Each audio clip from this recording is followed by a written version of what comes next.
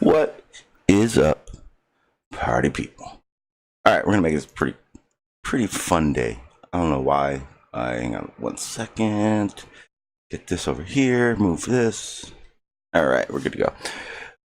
All right, I gotta refresh my page because I can't see the chat. All right, there we go.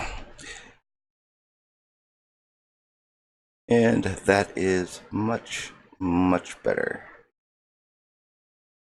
Okay, so like I said, one of the things I wanted to do today is kind of just free float. It's like we've been doing the past few days. Mainly because I'm working on something and I'm not researching anything else, and I don't really want to trouble you guys with the whole horizon issue still. Um, so I'm gonna keep it open for probably today, probably tomorrow. But nonetheless, I definitely wanted to go live, so here I am. Go ahead and get the link out there because, like I said, I'm gonna do open topic open panels probably for the next couple days till I'm done and Rumpus stops running. Yes, you heard me right, running. And here we go.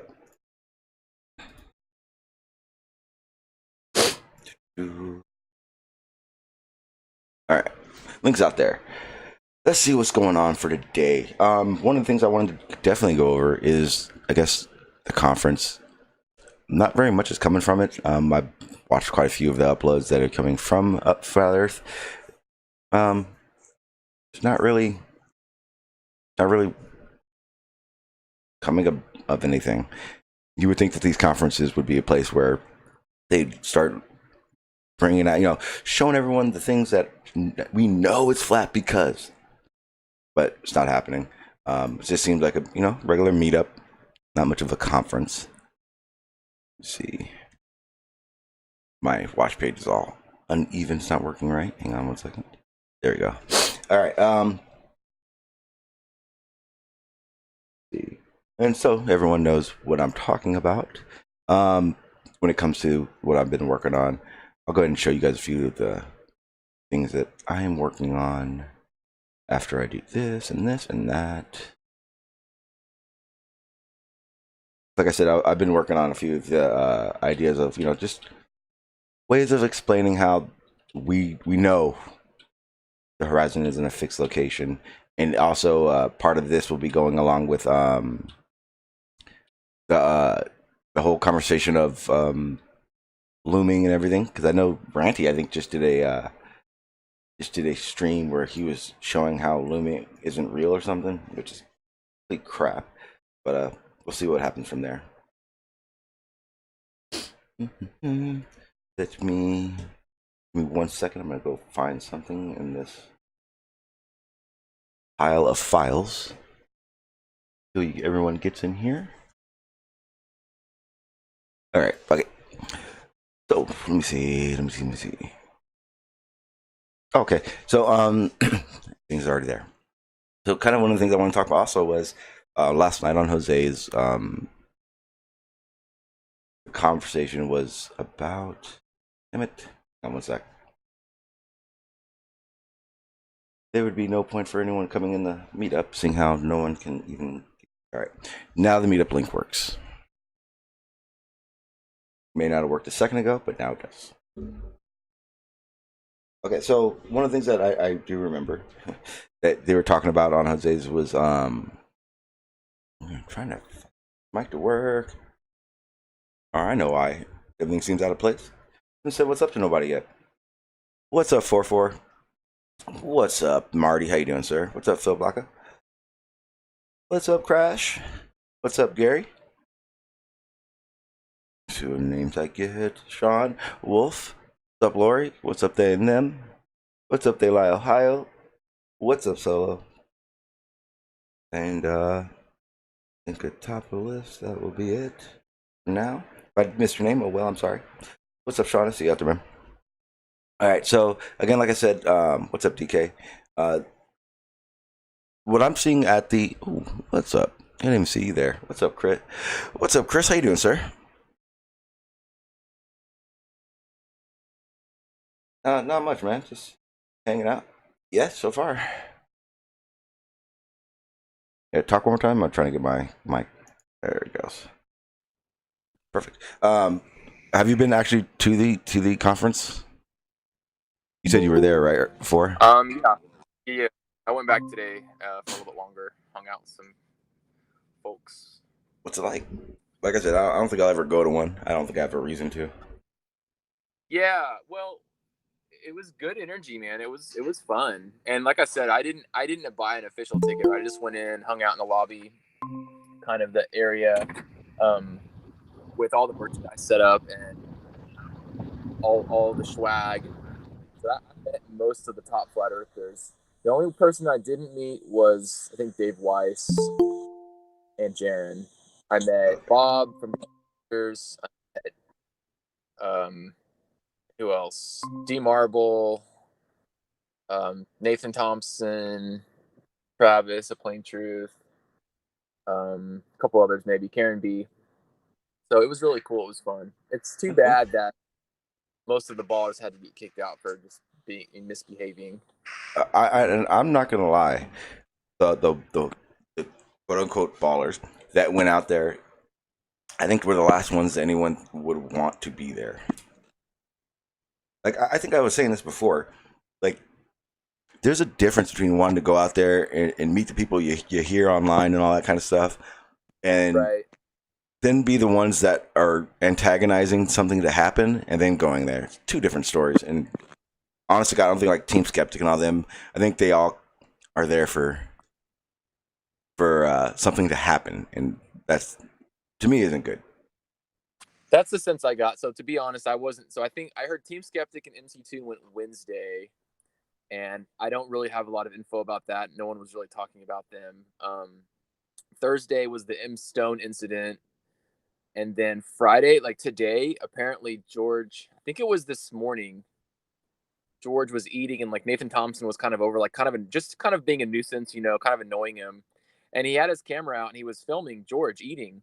And George grabbed Nathan's phone and he threw it across the room. And I'm not sure if that's what kind of got him kicked out or if it was that and other things, but just uncalled for. Was Nathan being kind of a nuisance and annoying? Yeah, sure he was, right? But he was really more kind of having fun with it. And then George had to reach up and grab his phone and throw it. But look, and that's what I don't get. What you said is why. So George flew down from freaking Minnesota just to do that, like, right, not really participate or to talk to people. He just was there. I tried to talk to George and he just wasn't having any of it. It was really kind of weird. Yeah, he's one of those guys that it's really weirds me out, like why he's involved in this whole discussion. Smart dude. I'm not taking that away from that at all, but he doesn't want to have a conversation. He doesn't want to hang out. So yeah, I think it was kind of a bad idea that he was there. It doesn't make sense to me, at least.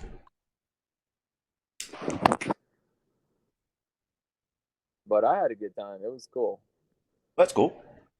I mean, nothing new came out. It wasn't like, hey, this is something we've been waiting to show everyone or anything like that, right? Well, again, to be fair, I didn't.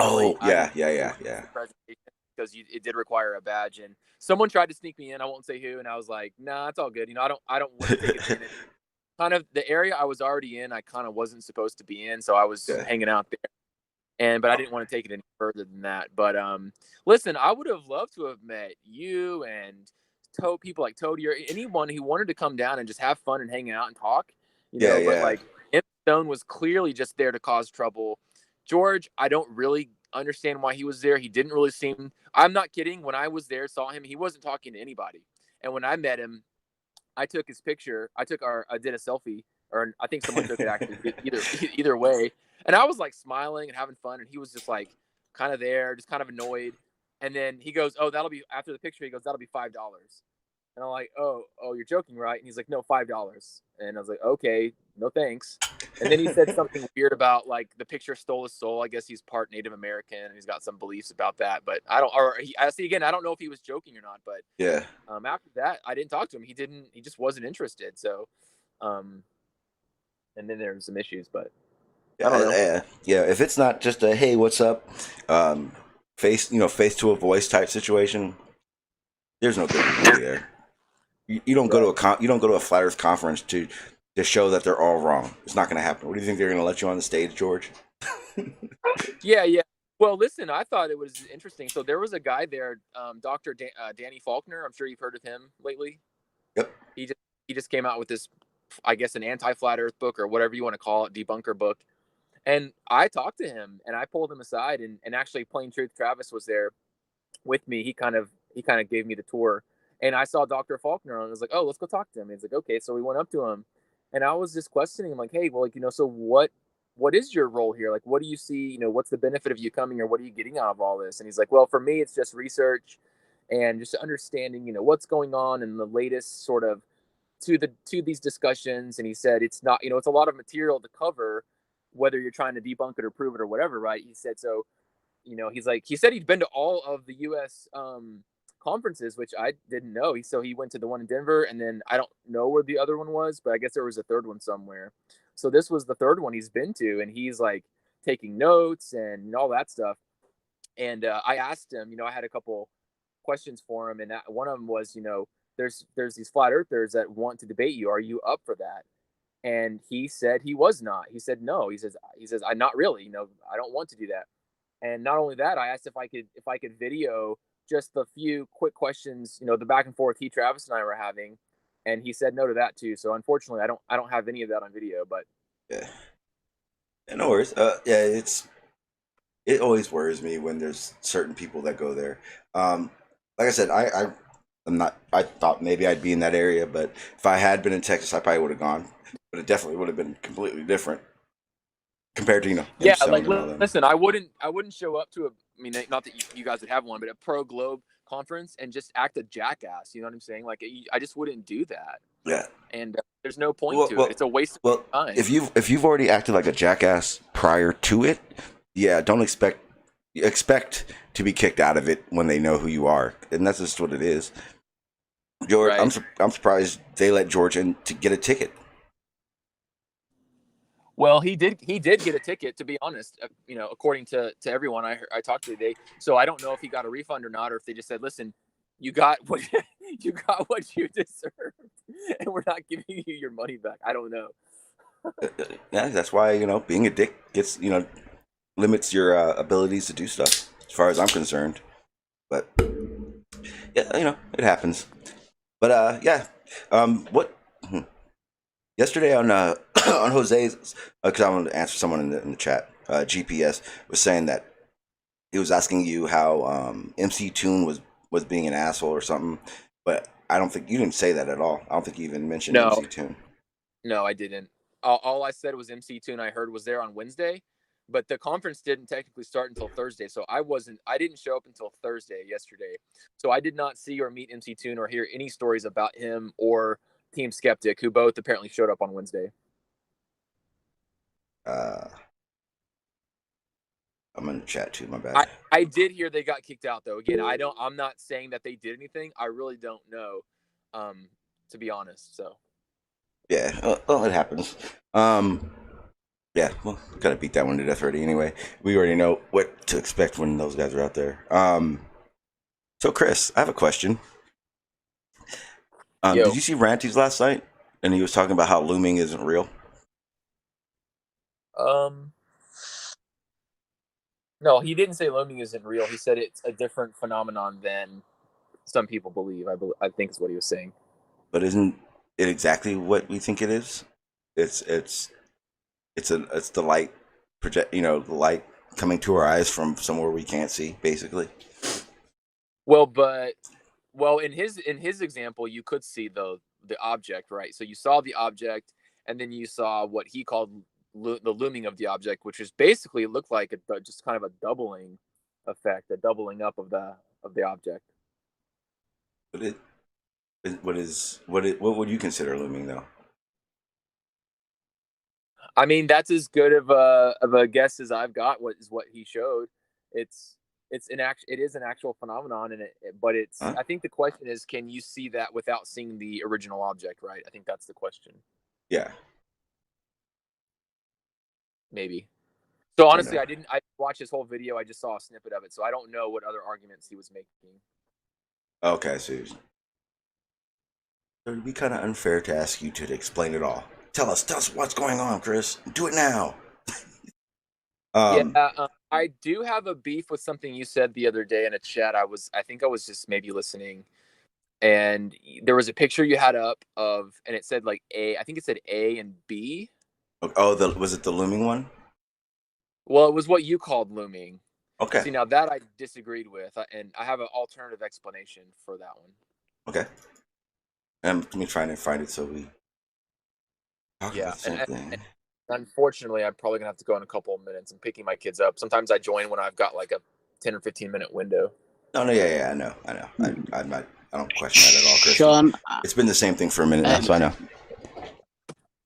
Hey, what's Sean, up, I Dan? think I think Chris is talking about the diagram that you're using to explain the apparent horizon. Oh, damn, guys, kids are walking out, Sean. I'm gonna have to Yeah. Hey, No worries, Chris. Thank you. try and join when I get home and or at least chat. Okay, yeah. I appreciate it though. Thank you. Thanks for your info. Let me see if I can find it. It was on with the Earth, right? From what he said, that's the one I would assume he's talking about. Yes. Yeah, I think it was this one.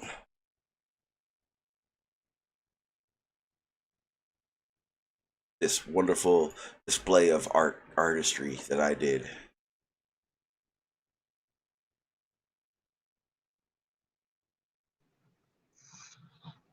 This one. Is that what you call art now? Asshole. Yes. I try. That's more than I do, so you know. I'm trying to find it right now so I can put it up. Where is it? It's a hell of a lot better than my stick figures.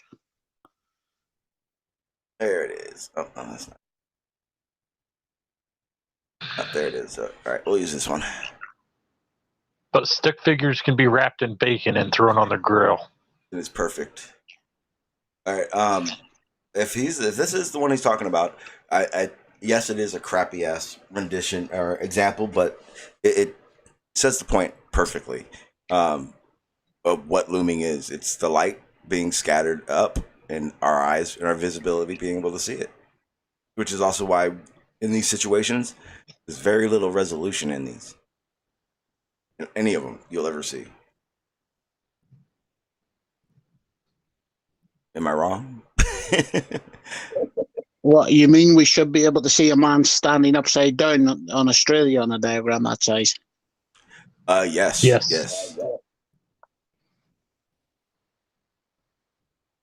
I would think so. Just like that guy, see, but he's not standing upside down. Best mic ever. Would this make you feel better? Should we be doing it like this? That works for me. Okay, perfect. For our Australian friends, we'll do it this way. But does it loom down now? It would be relative to where your original location is. You mean space? It's the same as the horizon. It's relative to the observer, so it would still be up. So yeah, but if I was an observer on the moon, it would now be to my left. But if you were on the moon, then what part of the moon would you be standing on? I don't know. Shit. The surface. Yeah, there we go. The top or the bottom? That's the word my drunk ass was looking for. Top or the bottom? Dark side It's or light relative side? to where you're, Well, that's relative. to where you're standing. Where would you be standing? That would be relative to me at that point. Wait. Down would be wherever my up would be where my head's at. Wait, are you guys telling me that there's no fixed location to determine these things?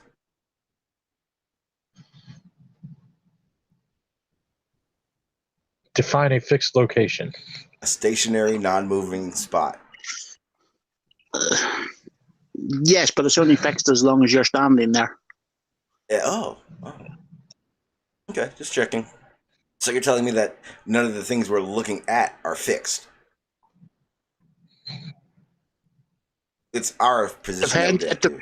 Depends on whether you're talking about something like the horizon or whether you're talking about a crater or something there that has a fixed location.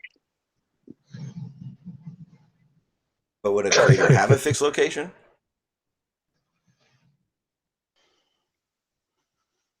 If you use something like a grid coordinate system, yes, it'd have a fixed location according to that. But again, it's only a part location, I suppose, from an observational point of view, until you agree on in which reference frame you're talking about.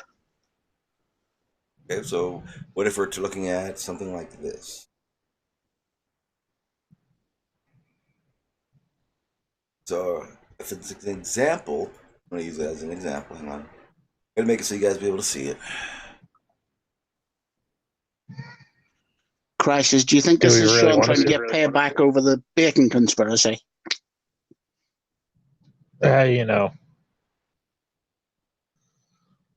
We know that world's going to end. Sean went live early, so. Oh, yes, I did. Yes, I did. All right, how about this? All right, so Awesome. How about this situation?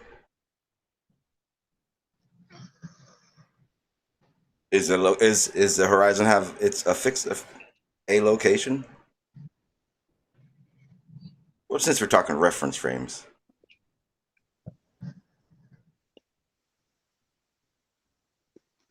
If you were to take a picture from each of those observers, yes, it will be fixed for that observation. What about if they change their location? Then the distance to the apparent horizon would change relative. What about if it was a building? Okay. Now, what about if it's a building that we're looking at? Not the horizon, a building.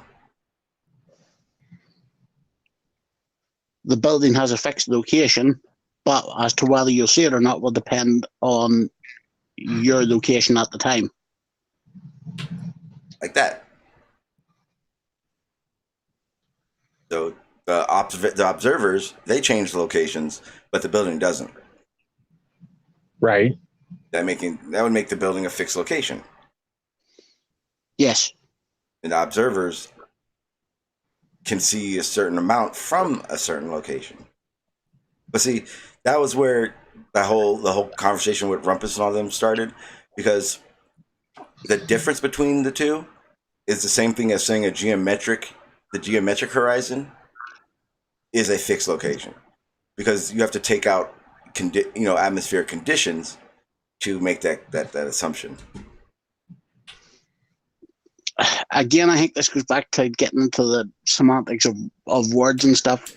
A better description for me would be there's a fixed distance to the apparent horizon from any given observation point. But there isn't, because you have to take conditions into effect. Depending on atmospheric conditions on that particular day. Which means it can't be a fixed location.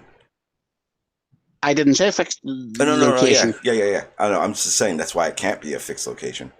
Yes, and that's why both Sean and I agreed with you. Trying to find another one. Yeah, because I'm in this, like, for the one you guys are looking at now, I wanted to make it very clear that because the horizon would change positions depending on where the observer is, and the observer's position sees the horizon depending on the atmospheric conditions, you can't have a fixed location. You can't in this situation. Only if it's only thing that can be fixed is a building, and even the building in a real world situation is the only fixed condition or fixed location because of conditions as well. Only when you take all that stuff out can you say where a horizon is a fixed location.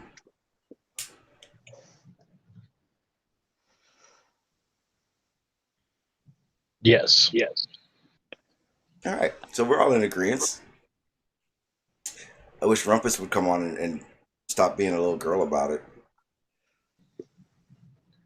Sorry, I'm drinking the last of the whiskey that Allie B bought me. So Allie B bought you a whiskey.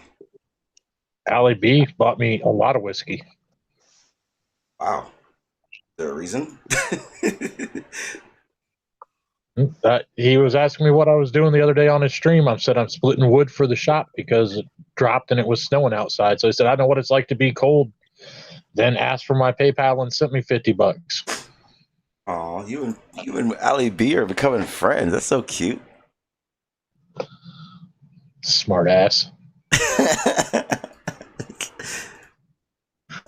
I'm just saying, Allie B never sent me no $50. It was nice. He told me to get a nice malt whiskey with it, so I went and got 2 bottles of Crown Royal. See, Allie B can be a nice guy when he wants to be. Hello, what's up? Hey, how you doing, Crow? How you doing?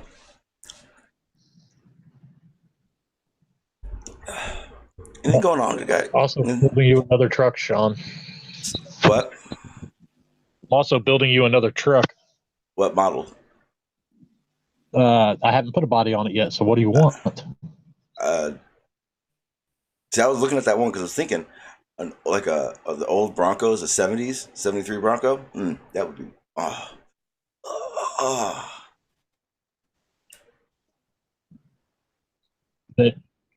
Team Raffy just released a 78 or 79 Bronco hardbody. Really? Oh, nice, dude. What about, okay, how about this, guys? Yep. You guys need to come up with a topic because this is an open topic. My brain is so wrapped around that fucking Horizon shit. I don't even have topics to come up with right now. I have a topic, but it could be old. I don't know. I've just seen it this morning. Whatever you guys want. Did you see that video about Karen B? I did not. Oh. it was hilarious. Yes. What was it about? She had. Are you talking about the one with Karen B and Bigfoot? Mr.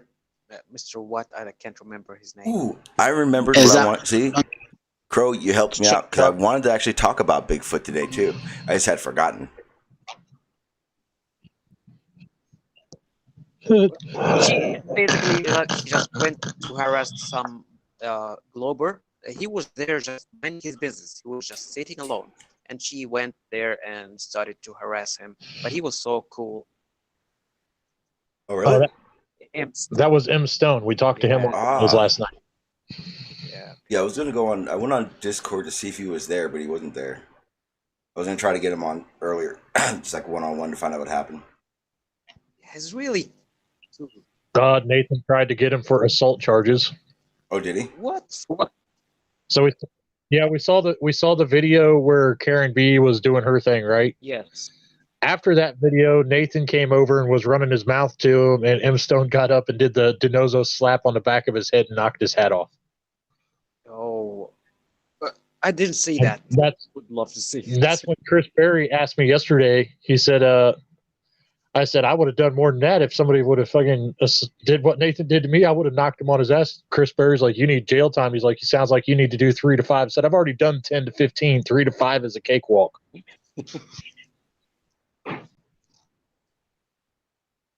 Well, yeah. He thought he could be lucky like Karen B, that he didn't slap her or something, but because she's a woman and he handled it well. But when a man comes and talks in a shitty way, he must have it. Yeah, it wasn't even like a hard hit. It was just like an Eric DiNozzo slap on the back of the head and knocked Nathan's hat off.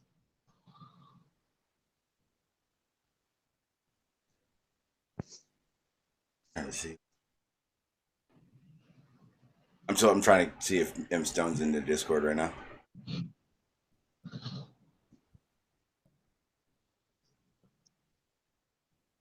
Oh, you're good. I was looking for the original video that I saw of it earlier, but I can't find it anymore. Well, Trolls v. Trolls. Does he have one? Sorry? Yeah, Trolls v. Trolls has the video of Karen B going up to him and then the reaction of Nathan Thompson after M. Stone had knocked the cap off his head. Somebody had the video of the hat actually being knocked off his head, but I can't find it.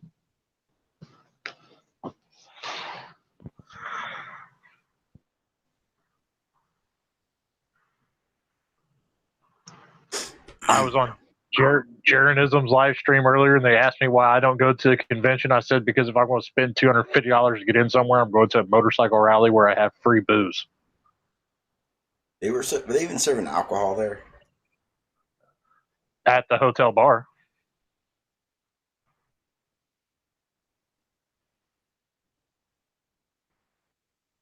Damn, he's put out a lot of so far. When is it?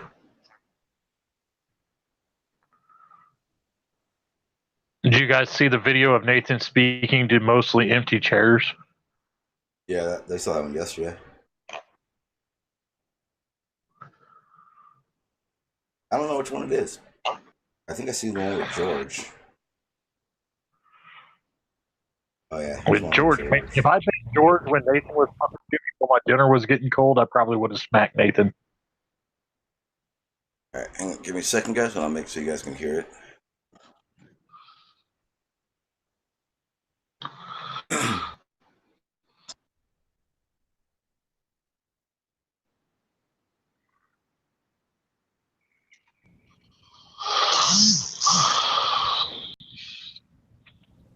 You know, if I had known about this before, I would have got a whole bunch of people together and we could have rented out the conference room that's right next door to theirs. Did you call the Board of Civil Engineering to get Brian Mullen in trouble? No. It's a rumor, that vicious rumor that was started by the guys at Coal Busters and Anthony Riley. There's a rumor that was started. So you swear that you didn't do it? All right. Yeah. What about Bob the Science Guy? I have no idea about that. Do you know who called? I had someone... You know who called, I can tell. No. You're lying to me. Are you... Let me explain. Somebody on a video was commenting, told me that he called Brian Mullen's employer. Yeah, okay, so anyone can make that claim. Yeah, exactly. So that's all I know. All right. That's all I know. All right, because that's not a joke. You know what I mean? People have kids and livelihoods. Hey, don't blame me. I'm not blaming you. I stopped blaming you, and I never blamed you. I asked you. I asked you if you did. You know, I'm different. I'm gonna give you a chance, dude. The thing is what I've done, what I did, is at the time Brian Mullen had produced his All Physics video. Yeah. I had watched them. I was very puzzled as to his claims of being a professional engineer, right?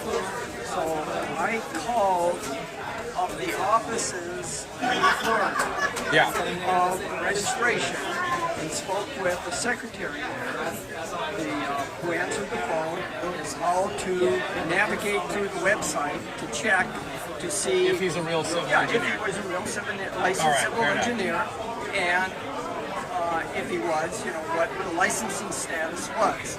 And she helped me navigate through it, and I saw that his license was active. There were no complaints against it, and I just let it go at that. I was curious because at that time, everyone was in ED 2.0.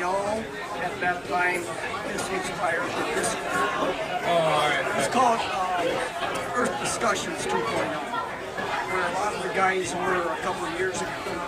And there was a lot of discussion as to whether Brian Mullen was indeed an actual engineer. So I took it upon myself to check it out because myself being a PE, I knew how to do that. Are you the one that did the interview with Fight the Flat Earth? Are you Fight the Flat Earth, Greg? You're not the one who talked about gravity being a force. You think it's a force and not a No, I've never interviewed. I've only been on Nathan Oakley's show and on Steve McRae. Did you debate Nathan? Oh gosh, 9 months ago. before I Really? figured out what he was all about. What's he all about? Well, just insults. You know, he doesn't give anyone a chance to speak. If he doesn't like what you have to say, he What were you- mutes you what and were you talks saying? over What were you you. saying? Oh, well, What were your arguments? we were talking about Coriolis. But you think there's a I was Coriolis? talking about reference frames, and I was trying to explain reference frames to him. and, All right, so answer me this. Does Earth have a Coriolis or not? Yes. Does the atmosphere move with the Earth or not? How can the Earth's atmosphere move with it and also have a Coriolis at the same time? Well, you have to understand reference frames. No, because either it moves with the Earth or it moves but separately from the you know, Earth. if you shoot a bullet, We're gonna go with the throw a bullet thing. baseball. Yeah, okay. throw something, Yeah, it moves through the atmosphere. yeah. Okay. I got you on that.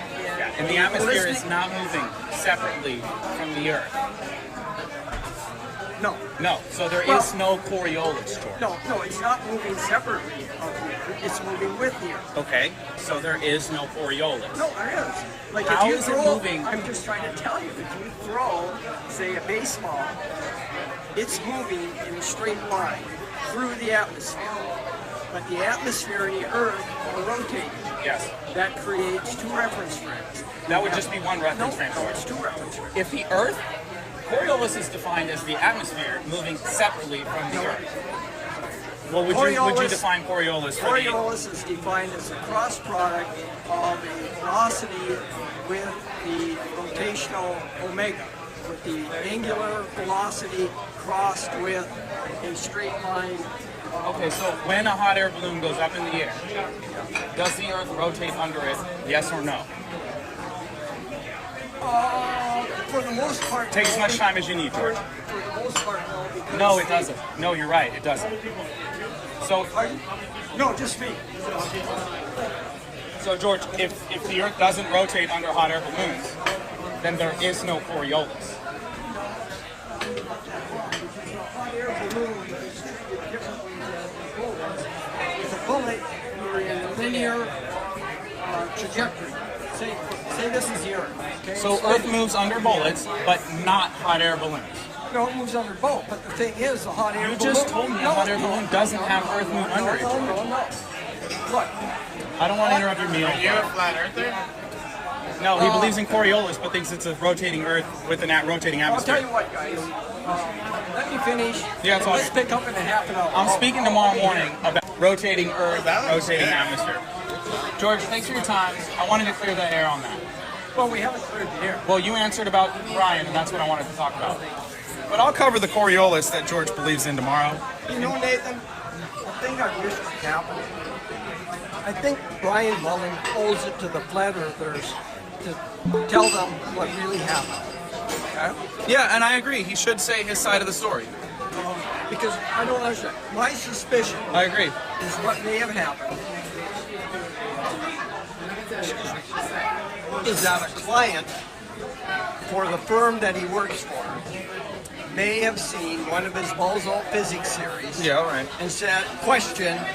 But that's pure speculation. Yeah, That could it's have pure happened. All right. speculation. Yeah. But there's people running around the internet saying they did it. Just so you know. I heard it was Bob the Science Guy. Someone here told me it was you. And I don't know who did it. I just wanted to find out from you what you would say about it. No, Yeah, I know. I don't know about Bob the Science Guy or anybody else. All I know about is this one guy that commented to me on a video Saying he did that it. said he did it. Yeah. And that was Who like was that 2 guy? You years ago. remember? He went by the name of Ryan Gibson. Ryan Gibson. Or not Ryan, Scott Gibson. Scott Gibson. But, you know, what does that mean? You know, I'll be speaking tomorrow morning after Mark Sargent. Will you be in the room? oh yeah. I'll see you there. Enjoy your meal. Well, take care.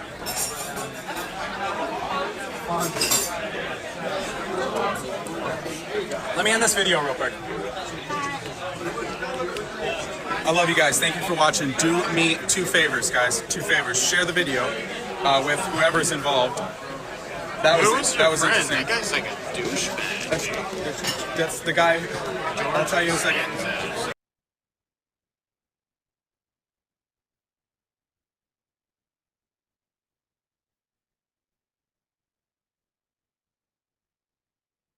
Doesn't seem like the same situation that we were told happened there.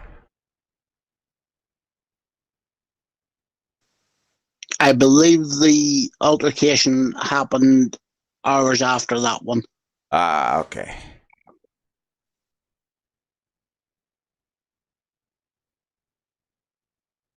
Hang on a second. Something's not right here. Let's see if I'm still online. Oh, there it is. Never mind. I'm trying to figure out why my chat was all, my live screen was all weird. Looked like it was starting over. Okay. Okay, so that was probably after. They seemed like they were, had a good conversation. I think George is a liar. Not sure if anyone remembers, but AT was on Jose's telling exactly what happened. I just heard two different stories.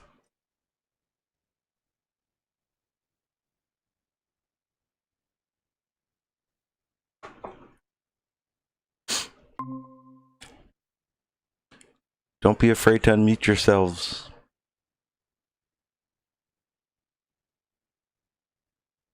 Okay. Yeah, I'm trying to behave. Again? I'm trying to be a good boy and behave and not start any arguments. With who? We're talking about Globers now. It's okay. We're allowed to talk shit about that.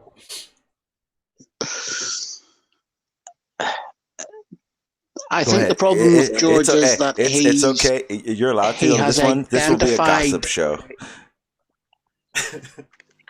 Yeah, no, I think the problem with George is that he has narrowed down the list of people who potentially made the phone call to Brian Mullen's employees, and I think the fact is that the Flat Earth people would like him to tell them who he believes it is, but George, because he doesn't have any concrete proof of who it was, he's not sharing. I think that's George's prerogative to tell you the truth. I mean, if they really want to know, maybe they should do some research. Yeah. Well, Carl, don't be afraid. You are one of us. I think it's one of those things where it's like it is out there. Everyone does know about the situation, and it doesn't help that there are two stories now out there. Whether it's his prerogative or not, he's there. What did he expect to be asked over and over again? With George, he's going to give the same response. Yeah, with George, it's really going to be that one topic. Yeah, no one cares about what else is going on. That's the only thing they care about when it comes to George. And I'm sorry, there are two stories. I got a soundbite between George and Cordis and the server where they're talking about, oh well. I think this is my personal opinion. This is what I think happened. I think they wanted to do something about it. They got too far into it and went, maybe we got cold feet. Went too far, found out he got fired, and went, oh shit. They just wanted him to admit he was wrong, rather they got him in trouble or something. I think that's what it is.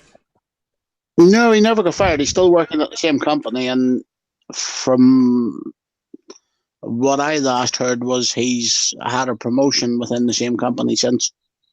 Oh, so this is just about the flat Earth part. Yeah.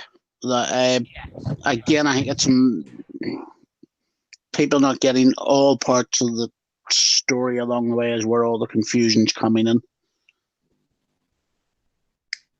Then it sounds like he probably, again, my personal opinion, he knew it wasn't flat, ran it till he could. Once he got caught and didn't want the publicity that he was getting, he left flat Earth. Oh well, who knows if he's a real flat earther or not. He's not around anymore. Oh well. Shouldn't matter. This whole flat Earth thing should be a journey of oneself to find out the truth, and I'm not seeing that anymore. Very, very few are honest. Again, what is truth? Exactly. But what is not realizing a truth? What is when a truth becomes just bend the shit out of it so much that it can't even be true to yourself? You ask You know, somebody, how does the eclipse work? They'll tell you how the eclipse works, but then tell you it doesn't exist on a globe.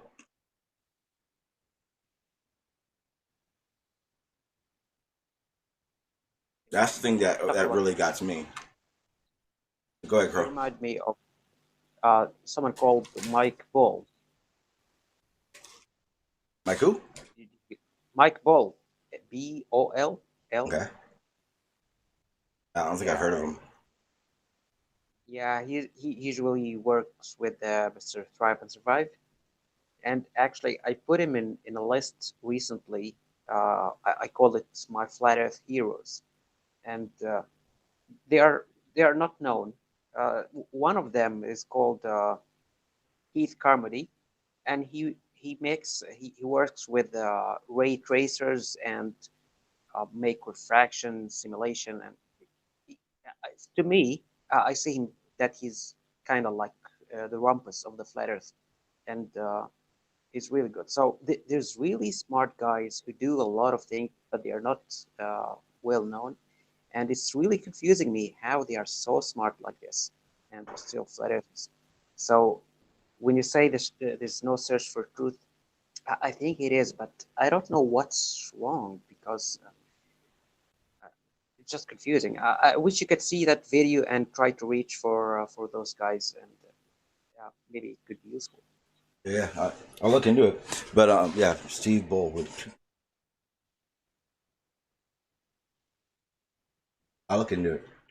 But yeah, because for me, like I knew surveying, but I had never put it into consideration with the amount of area that I was actually only surveying in a nutshell.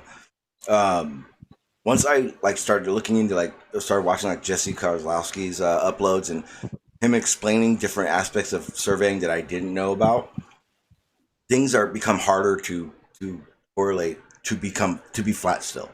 When it comes a lot of the things now that I'm learning, and it's weird because now that I'm learning, if I were to learn about refraction sooner, I don't think I would have ever became a flat earther, because refraction, and me and Chris got into this when we were going back and forth for a while. If you can talk about refraction, but once you start talking about why refraction happens and you actually look into it, there's nothing but sources that explain that the atmosphere on this sphere is the reason refraction does what it does. The median is the atmosphere, which means we know that the light angles do change. The angle of incident does change, and it only makes sense, and it's only been you're able to show it, and the only thing that will come of it is that we live on a sphere. Looming is 100% because we live on a sphere. If we lived on a flat Earth, looming probably wouldn't happen. Not the same way. You know, only at this moment I just remember a very good explanation for the 7.6R. And I think the 7.6R is the condition if the only conditions for refraction is the variation of the atmospheric pressure, without humidity, without heat or anything, because that is the factor that we calculate or estimate the celestial refraction that causes the sun to be half a degree higher than it is. That's an average. So I think that's the 7.6R. Yeah, it's what makes things happen. Try to find it. I have some wonderful more images of my artiste skills.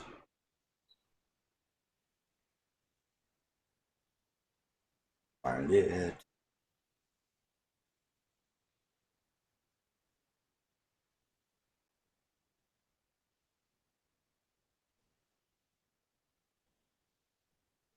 I don't even know if it's going to be big enough for you guys to see. You guys can see that good, right? Or is it really small? Still didn't show up here.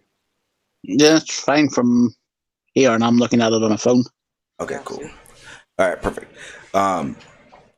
When refraction, when the sun's light rays hit Earth, they change directions. We know this. It's called the angle of incident. And because of that, that's how we know the miraging we're seeing. If we didn't understand this part right here, then we wouldn't be able to explain what looming is. We wouldn't have looming. We'd be like, oh, phenomena, don't talk about it. But it is. The line that's on the top, the red line that's on the top of the blue, that's probably the best example of what looming is. That's how the light hits the atmosphere and then changes its angle of incident. And because we live on a sphere, it has that curve. That's why it has the curve. Otherwise, it wouldn't curve. Why would it curve? Wouldn't it still curve even on a flat Earth? No. It just wouldn't curve to the extent that we see it, where it can. Oh, you're talking about the angle of incident. Looming and stuff. Yeah. That some of it would and some of it wouldn't, because we wouldn't have. See, then you'd have to explain how the atmosphere is. Why is we know why the atmosphere stays here on a globe, but why would the atmosphere stay on a flat Earth?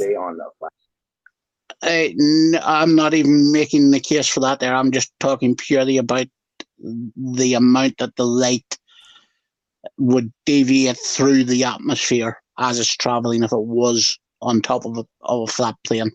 Okay, I see what you're saying. To me, it would. I gotta get my little. Oh, there it is. Never mind. Hang on. So if I was thinking of it like that,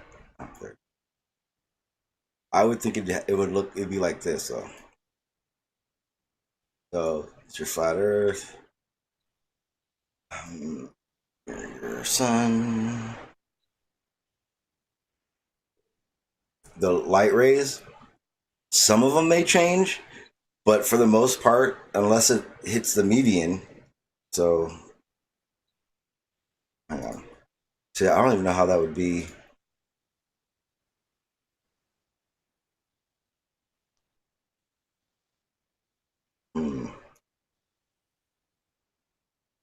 Say that's the atmosphere.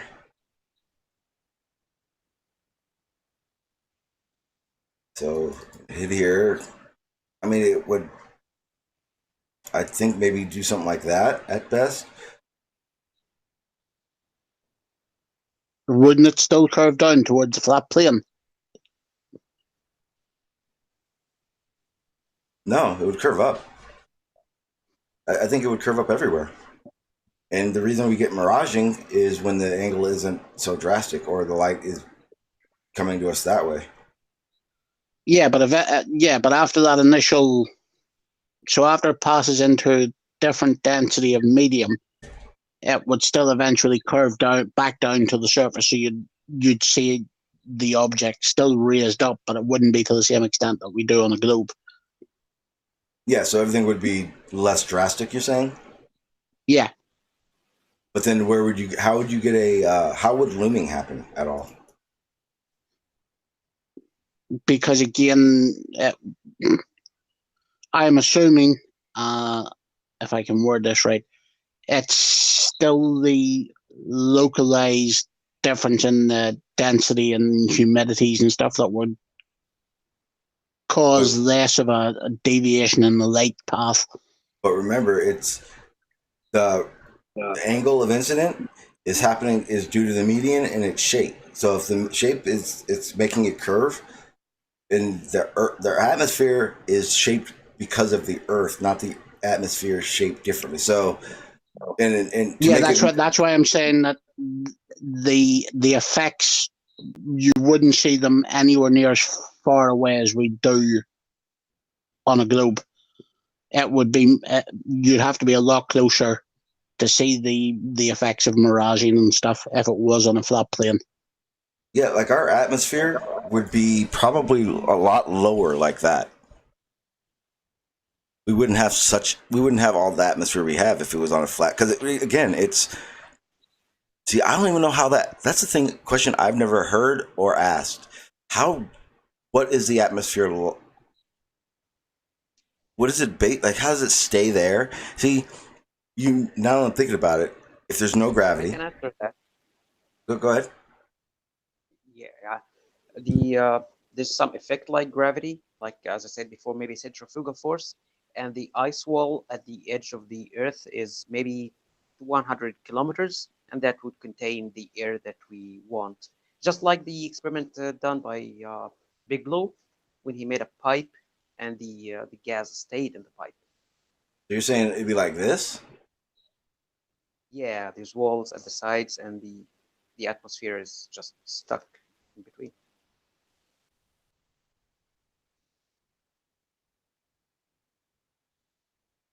Then see, So, Sean, if you think about it, the way you remember the experiment where they passed the light through the tank of water, where you see it. wait a minute. Then how could there be any type of miraging? Because Because your light still bends. but if it was, but remember, on a flat Earth, it's like that. The light rays are all doing this. Or yeah, they're all Are you talking traveling. about sun or about other? I'm talking about on a flat Earth. But there's no sun for the flat Earth, so I'm confused. What are you trying to? What do you mean there's no? What do you mean there's no sun for flat Earth?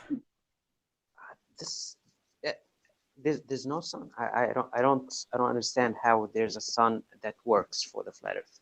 That's what I'm saying. Yeah, I agree with you 100%. Because the times when we see the most miraging is when the sun's low on our horizon, or you know what I mean, sunrise, sunset. Those are the times we're seeing it. How do you get to that angle of incident where the light rays would bounce something up from here? It's always up here. Yeah, it's just like when you're looking at a fish in the water with a slant angle. The water is relatively flat, and still you'll get refraction because of the difference of the index, refractive index of the water and air. But the more you come off the top of that, it's like, so if say you're 12 o'clock to that fish, the fish is right, that's a little fish. No refraction. You're able to see it exactly how it is. You may see a little bit of miraging because of the difference in medians, but the more you come away from it to its side like this, that's when it becomes more difficult to pinpoint where the fish actually is. The more you go away from it. Now, if you go like right above, like right at water level, try to find that fish, you're not going to. The angle of incidence is way too extreme for it. That's the same situation in the sunset and infrared miraging, and that can't happen on a flat Earth because, for one, if it is the way it is, that wall's in the way. The shape of the Earth, the atmosphere itself is going to be flat. It'll be like a box. It'd have to be like this because our atmosphere is shaped that way because of the shape of the Earth. It'd have to be in a box. But the atmosphere has gradient. Where would that gradient be though? Because of the pressure of whatever simulates the gravity on a flat Earth. You'd really only run into this problem of the gradient at the South Pole on the ring around the flat Earth because you don't have the height in whatever is keeping the atmosphere in. I don't even know how that would work. It'd be like, well, this is the problem. It's one of those things that confirm that we're not on that infinite plane. Yes, in my opinion, yeah. Or have an ice wall around us. Because exactly. 100 kilometers. Because I'm like, if trying to think of a way. See, this is what I've been doing all the past few days, just nonstop diagrams, just trying to figure out ways of explaining and showing things. That's right, Rumpus, I'm ready. But I have a question. Yep. when you are in the water, looking at someone above the water with an angle, like say 20 degrees. So his location from you is 20 degrees of elevation angle. Are you going to see him lower than 20 or higher than 20? Say it again. You are in the water and you're looking at an object above the water, and that's the angle to that object is 20 degrees. Are you going to see that object higher or lower? Lower. Well, So, wait, that's really going to depend as well, isn't it? Because if you're no, looking 20 degrees through the water, doesn't it matter the angle of the sun as well? no, I'm talking about an object, not the sun. Oh, just the object. Okay. Yeah. It should be lower. Yes. Okay. And well, that what should happen with the flat Earth. Things should be lower. Like when you look at a mountain, that mountain is higher than you, and in a less refractive index location. So this is kind of simulate the objects outside of the water. Yeah, that's what I mean. You'd still see the effects, but they'd be very local to your point of observation. That you wouldn't see something looming from, say, 70 miles away, because the difference in the median wouldn't be enough to allow the light to refract to create those mirages and stuff. Oh, wait, I think we got it wrong. Things are going to appear higher. I was trying to think of the last time I went into the pool and looked up through the water at somebody at a different angle like that. And the only thing I could think of was it looked higher because when you're at the bottom and you're looking up at an angle, it looks closer than what it really is. That's what it would do. I just tried to remember what happens to the sun and the atmosphere, and the sun appears higher because refraction. So I think the same would happen with the flat. Oh, look, this is exactly what would happen. So you said 20 degrees? Yes. I want to do this. It's a fraction Oh, no, application, yeah. something. Yeah, it's a classroom interactive. No. I'll send you the link right now.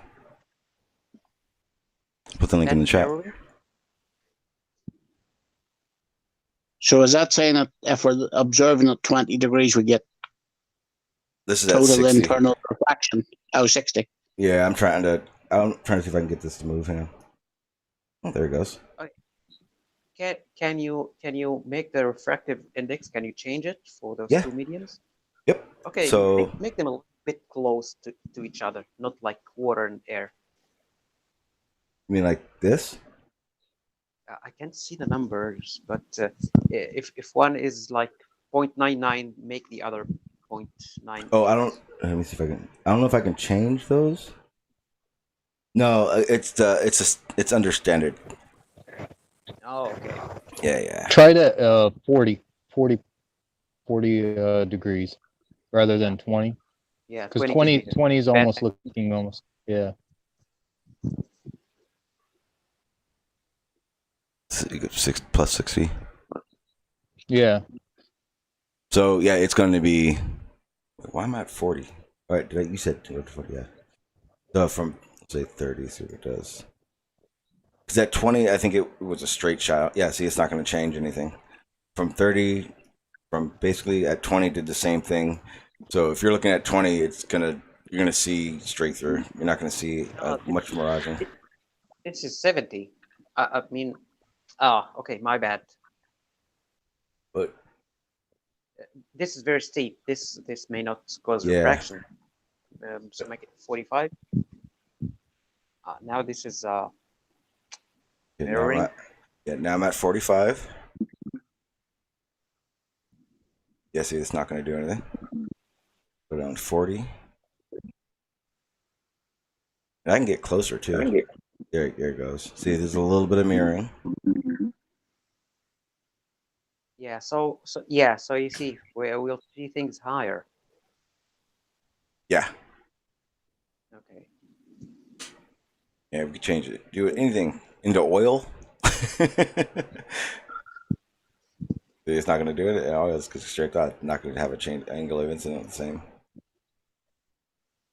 You know, that's why I hate talking about refraction, because it's vague, and in both models, the same thing may happen with different values.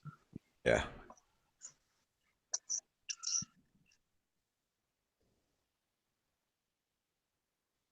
Yeah, it's a cool.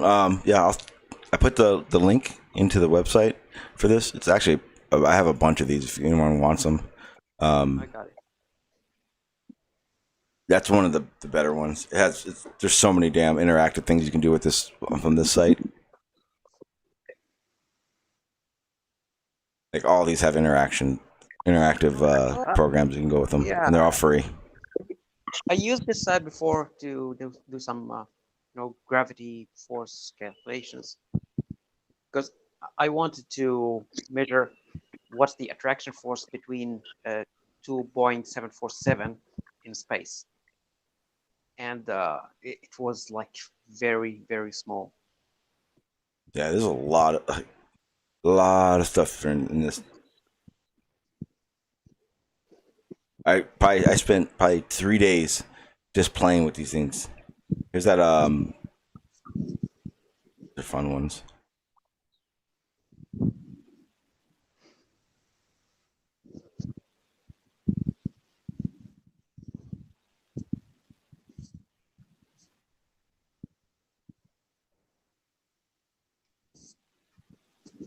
I've been thinking about some thought experiments. Maybe I'll have to share on my laptop. It's about gravity, because I don't like the Cavendish experiment. It's difficult and requires a lot of accuracy and precautions. Maybe a big garage that no one goes in, like the one made by Furble. So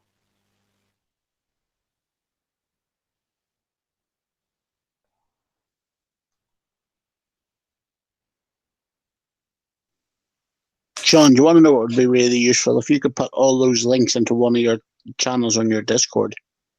Yeah, definitely. Yeah. Actually, what I'm gonna do, actually, that's a really good idea. I'll do that. I'll put a channel where it's just these interactives, and then also I'm gonna put one on my website, because again, I do have a website, guys. If you don't know about it, you should be looking at those little bot links, because he's the one that gives them to you. It's still work in progress. Not really much of anything, but yeah, I'll definitely put them in the Discord right away too.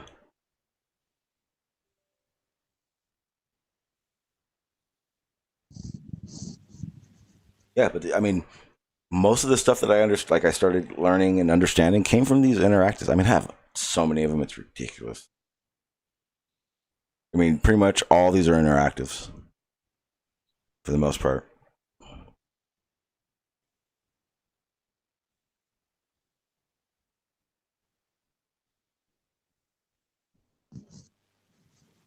All that stuff, everything, almost every aspect of everything we talk about, and I just play with them and just start trying to figure out why things happen and how they happen. And that's when I just start understanding what we're looking at when we're looking at these things. Looking at different aspects of why things work the way they do. And that's what really irks me when people say, you're just repeating. No, I've gone through different scenarios to try to come up with these reasons why things happen.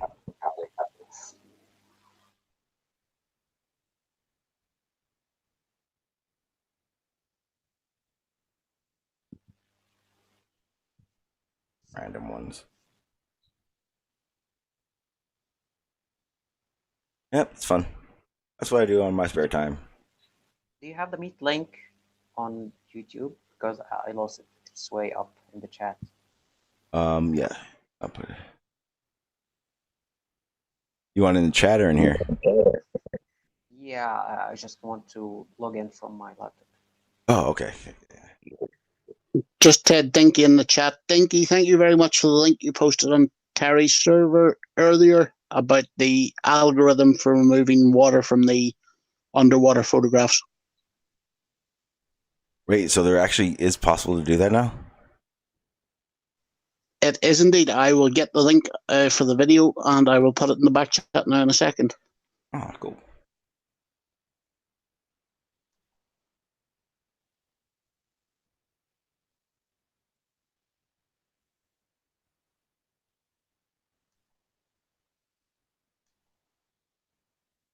Let's see, I'm trying to. Oh, sorry. Oh, pain in my ear. Oh.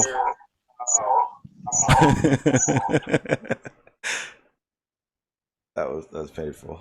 It hurt. With a remix. Yeah, right. Oh man. I love the echo when you were laughing. That hurt so bad. It wasn't funny. It was funny, but it wasn't funny. What's up, Blue? How you doing, sir? Okay, I'll share my window. I'll start drawing from scratch.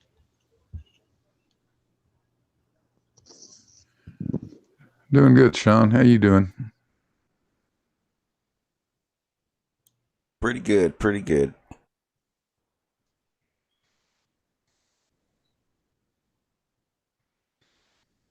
So we can see.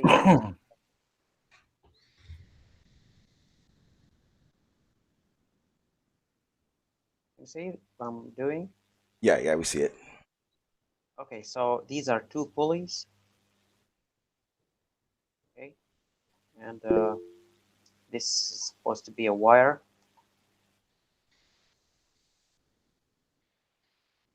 And here, let's say we have 1 kilogram of weight. And here also we have 1 kilogram weight. And then this will be the pivot point, and this pulley will be rotating around.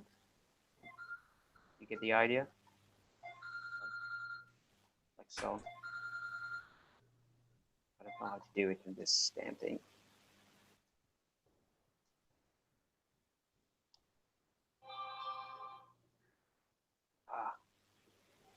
Okay, so this is the center, and this thing is moving around. Okay. Anybody there? So the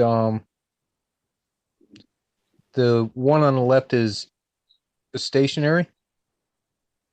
Whichever. I said the one on the right, but yeah, you can do with both. It doesn't matter. Okay. As long as one is spinning. So before spinning, they will be equal. But then when this pulley starts spinning, the line, this line, would take an angle like this.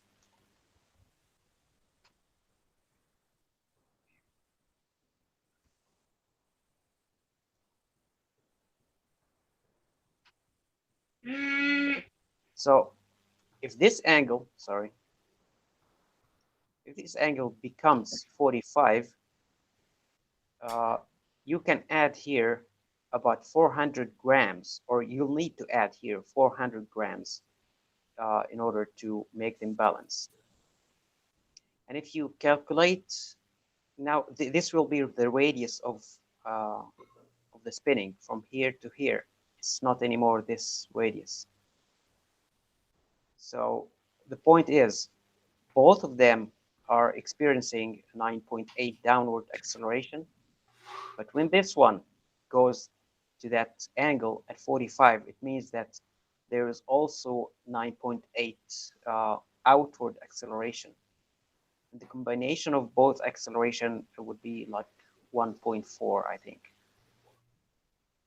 So this just to prove that everything we have is under 9.8 downward acceleration. And I don't like to use the term things fall at 9.8 because this is complicated, and we go into terminal velocity and things like that.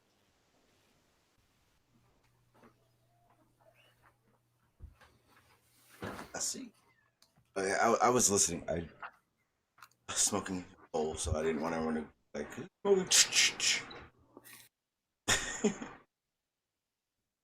Is that going to be one of your another? You pets that need a you work on? butane torch. No, because that What? sounds worse. I was thinking about doing dabs and having those little wand things, but I don't want to burn myself.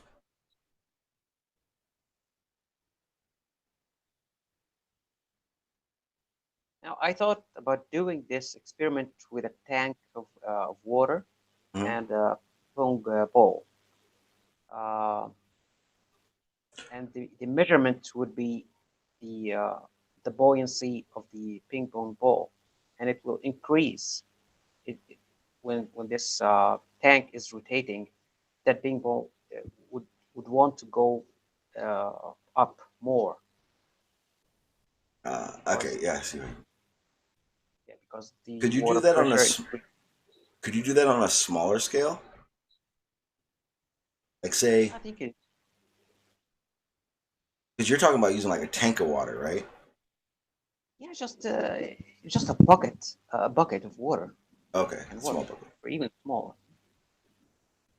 I really had a neat picture with a picker and weighing scale and things like that, but I can't find it right now.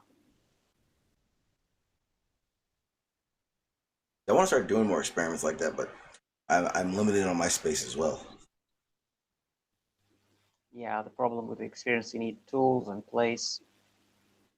But I used to have a buddy of mine who used to have like a junkyard where he'd like take anybody's vehicles that didn't want them anymore, and he'd use those as like just parts for everything or customs. And like, Also, but he ended up moving. He ended up moving his yard further away, so he's like 100 miles from me, so I can't just go there anymore. But yeah, I need a friend like that again, so I could just have just everything I ever need. Just find it. Everyone would be surprised how much you could find at a junkyard. You could find anything you need for experiments at a junkyard.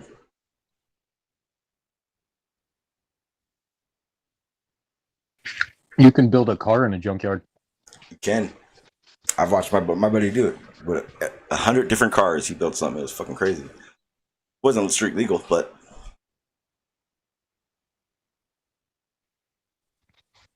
Well, you could make one street legal too. One of my buddies, he used to build hot rods, and he went to a junkyard, saw an Audi there, and paid $500. Took it back to his shop, changed the spark plugs, changed the oil, removed the starter because they didn't have any keys for it, and it turned right over. you don't even need keys for a starter. You can just do a toggle switch system.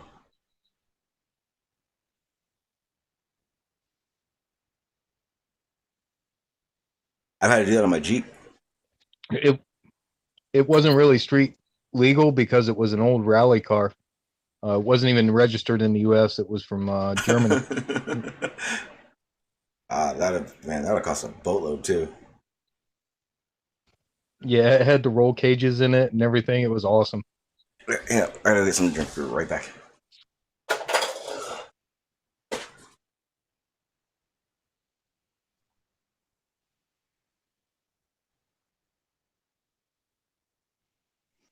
I put the link to that Scientific America thing in the YouTube chat for people as well.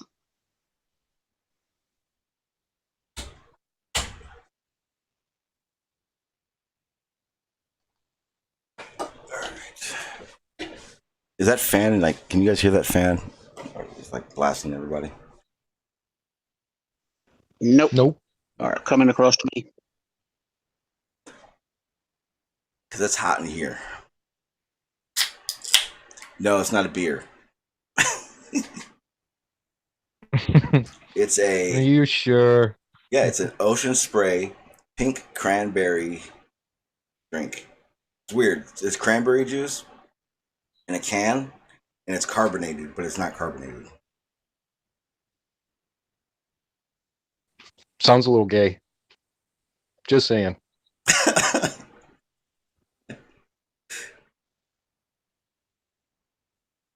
It's not gay at all. Thirsty. What the fuck am I supposed to drink? Water. Fuck water. It's too bland. Trust me, when you spent years drinking gallons of water just to cut weight, water is not your friend anymore. Were you trying to cut I weight? know. Or spending.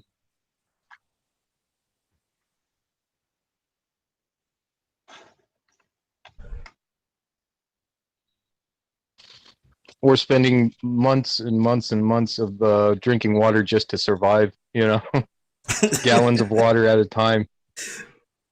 It's so hot. Fucking hate water. I hate water so much.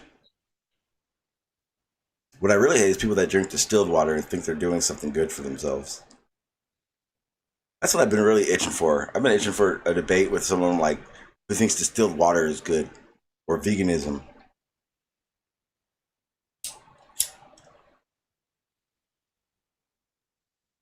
It's great for other things. Like what? Well, you can use it for a lot of different experiments. To, after it's distilled, it's a little bit more clear than just regular tap water. It has none of the extra stuff in it to kind of throw off your tests. For that. Well, I've never Put it in your radiator. But it's better for your radiator because regular water has minerals, and minerals become corroded, and then that's what makes all that brown crap in your fucking radiators. But I was talking about drinking it. Oh, it's worthless to drink. Matter of fact, it's dangerous because it actually pulls minerals out of your body because your minerals try to find the water in your system, and when they don't, they'll search for it. That's why I would do I would drink it. Basically, I was doing 2 gallons a day, and what you're trying to do is make your body think you don't need it, and so your stuff in your body pushes it away. It doesn't want it. Gets rid of it. Distilled water. The shit in your body that's searching for that water, it goes to that water and goes with it because it doesn't grab onto anything. That's how I use it or look at it as. Well, that sounds kind of terrible. It really is because a lot of tap waters in a lot of places aren't very good. Yeah, I get it, but just the fact that your body, like people's bodies, have bacteria in it that is good, like it keeps you alive. There's like you need those type of fucking bacteria, I guess. Even then, in your water, you need minerals. The minerals that have all that stuff in them. There's a reason why when you get thirsty, you drink water and your body doesn't die. Now, sometimes there's bad stuff in it, and that's not good. I found the picture. Do you see it? Yeah, we see it. Yeah, so I can't remember all these equations. It looks like some kind of black magic to me. But when I'm building them, because I understand I understand the thing, I cannot remember it. I think this was in the time Sleeping Warrior was saying relative density. So the experiment is specific gravity. Yeah. So get this beaker, and this is a weighing scale with the hook, and you attach it to the ping pong ball, and probably give some few grams. And then when you start rotating this this thing, it will lean with an angle, and according to that angle, we can calculate what's the pull force of this ping pong ball with these equations that say G, all these G's, you have to use the 9.8. This is the triangle of force. This is the downward 9.8, and this is the horizontal velocity squared divide the radius of the turn, and this is the what do you call it? The component or the summation.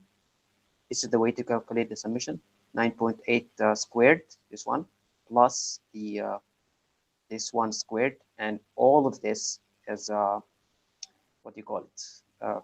Root square.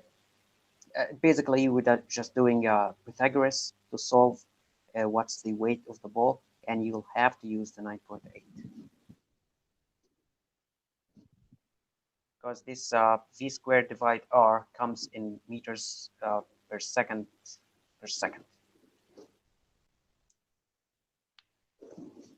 Is that bucket with the water, is that on something? Like is it free? No, it's just from here. I don't know if you see it. This place here, it's just what do you call it? Just hanging there. Okay. And when you start rotating this, you do it somehow in that the bucket comes with an angle. You calculate this angle, and there you go. Okay, I see what you're saying. I see it now.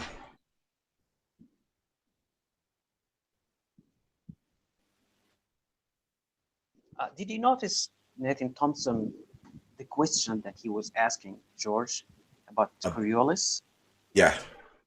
Right. Did you see how he asked the question? Does the Earth rotate underneath us?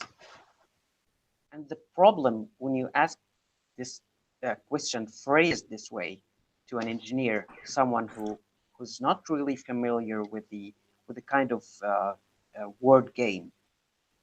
No, it does not rotate under us. Of course, it doesn't. But we rotate with it. The Earth may rotate under a bullet, under a satellite, but not under our feet.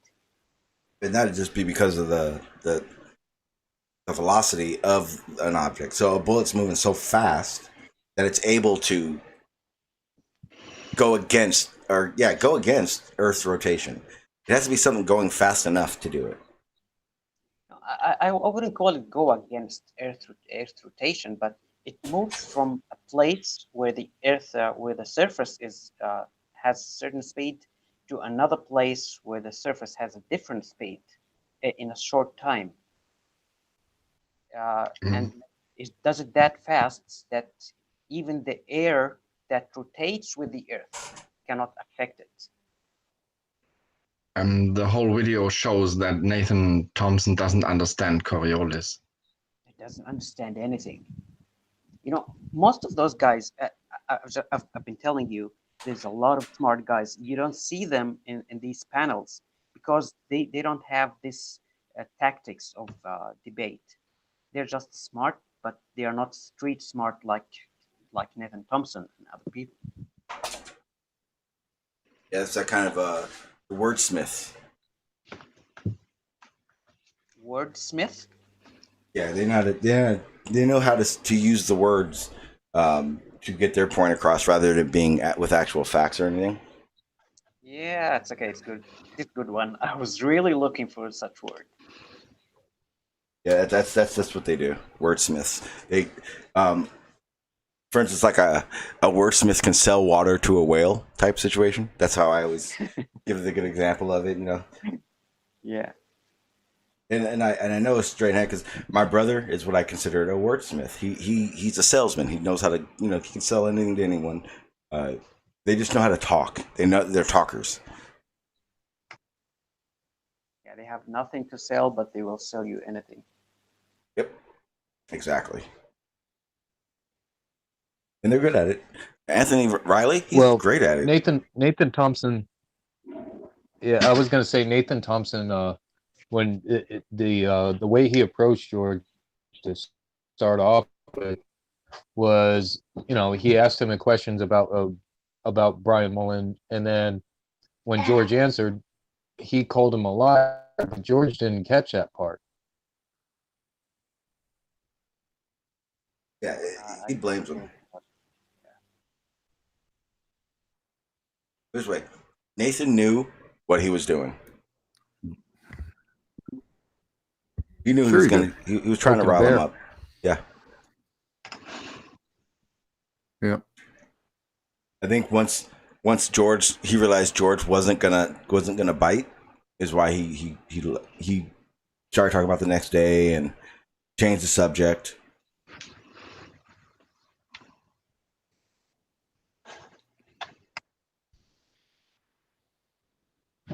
He only bothered him during dinner and stuff like that as well. Yeah, he knew the situation with a man when he's eating. No, definitely not. Yeah, I don't know why George didn't call the manager over there and ask him to have that fucking jackass removed. That would have been beautiful. I would have. That would have been fucking beautiful. That's exactly how I would have handled it. Yeah. Especially because it was Nathan. This guy's bothering me. I don't know him. He's not a friend of mine. He's not welcome. Can you do something about him? I will say this. George did handle that situation beautifully. I mean, he did tell a different story, but he couldn't have handled it any better.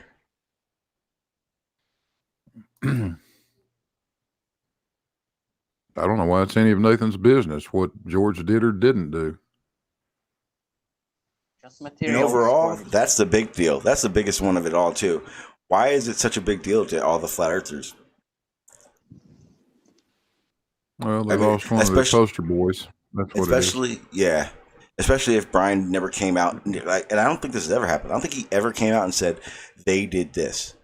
That's what you have to wait for. You need to wait for Brian to say, hey, I didn't leave flat earth because I don't think it's flat. I left because these guys did this. He hasn't done that.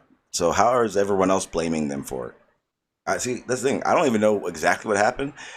Only what I hear. But it seems exactly like you're saying, Blue. Why are they pressing it so damn hard if no one knows what actually happened? You know, this is just like Patricia Steer. She left, but she had connections, and those connections continue the story. They told on her behalf what happened. But the man just left, and yeah, so we have to wait. Yeah, he left. Sorry, guys. I mean. As far as I'm concerned, I don't know. How real do you think? How real do you guys think Brian Mullen was? Do you think he really believed? Do you think he really believed that bullshit, or he was just playing?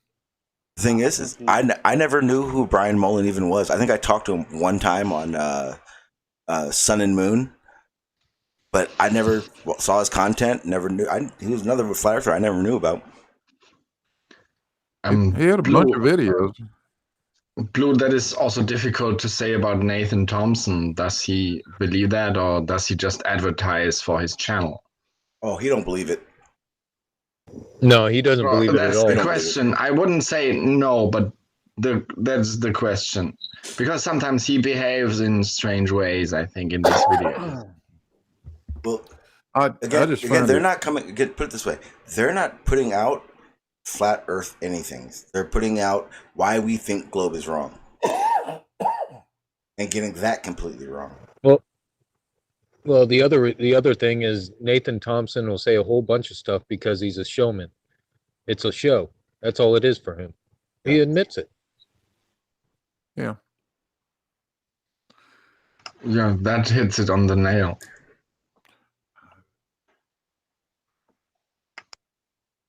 I have a difficult time believing that anyone who went through engineering school, particularly somebody who has a professional engineer's license, could possibly legitimately think the way Brian Mullen was thinking or appeared to be. I watched a bunch of his videos, and all I could do is sit and shake my head. I mean, it's inconceivable to me. I sort of came to the conclusion that all he was doing was just playing with the flurfs and having a good time. I think a giving them lot some of bull. yeah, I think Just there's a giving lot them of some people out bullshit. there. Yeah, I think there's a lot that are out there like that. I think And I that think you're using flat Earth to get their agenda. I think opposites. I think really the best one to brainwash you is you. And I think most of these people are brainwashing themselves. So I do believe that every flat earther believes that the earth is flat.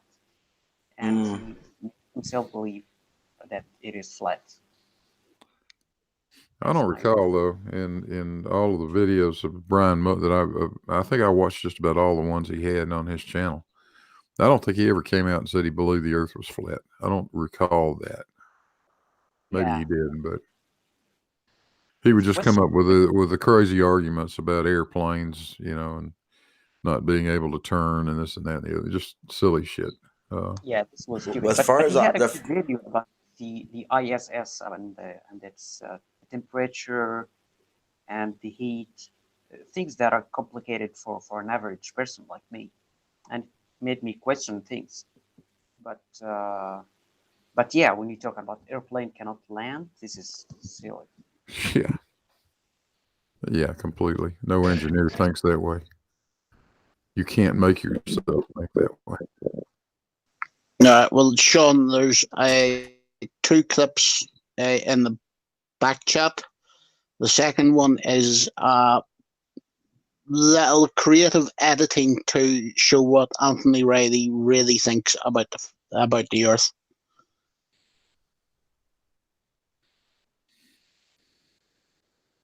And here in the meet chat. Yes, it's a creative. Somebody took creative license. I have with to some admit of that the Anthony's, science audio definition that clips. I'm referring to is the stunning confession. That's the one. All right, give me a second.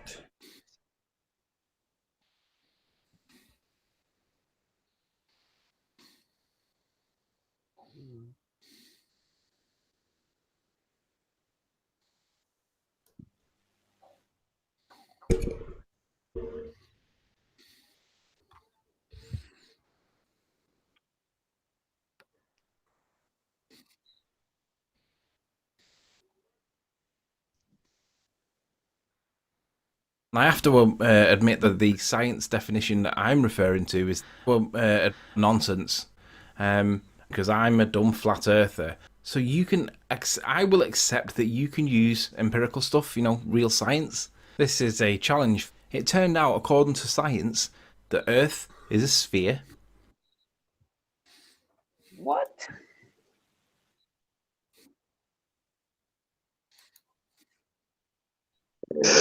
That's not fair. You have to give it to the person who put that together because the editing is perfection. Yeah, it's good. It was definitely good. But I can't say that Anthony said that. That was good, but I won't. I can't do that. That was funny though. I did enjoy it.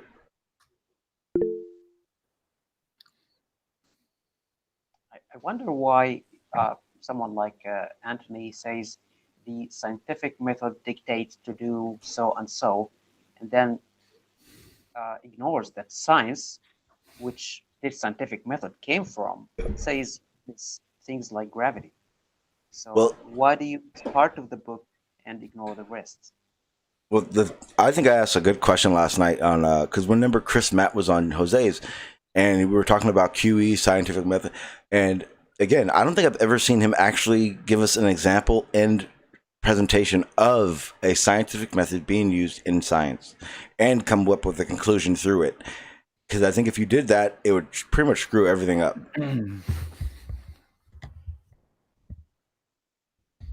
He's shown. Yeah, what's up? I put my latest video in the side chat. Put that up and go to 6 minutes and 30 seconds. Okay. That's 30 seconds. Give me 1 second.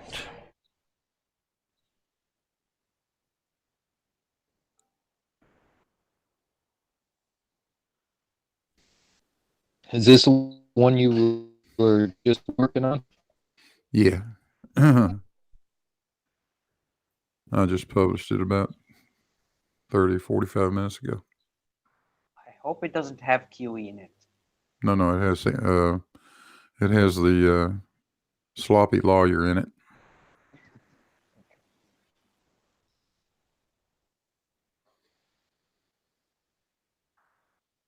Or I think I'm going to start calling him Tony Tick Turd.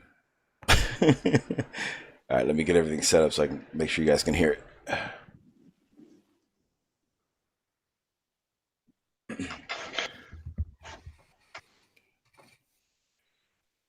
Wizzy Warrior. Oops. I called him sloppy all the way through this one. Pictures of Earth from space. Let's apply it to this picture. Random picture just clicked on, right? So the rapid motion and collisions of molecules. Well, we do have an atmosphere, an atmos. We do have that, and you can't see it on the picture. Well, there we go. There. It's this little blue haze around the outside edge. We do have an atmos, okay? We breathe it. We know that, and we can tell that, and we accept that there is a gas pressure.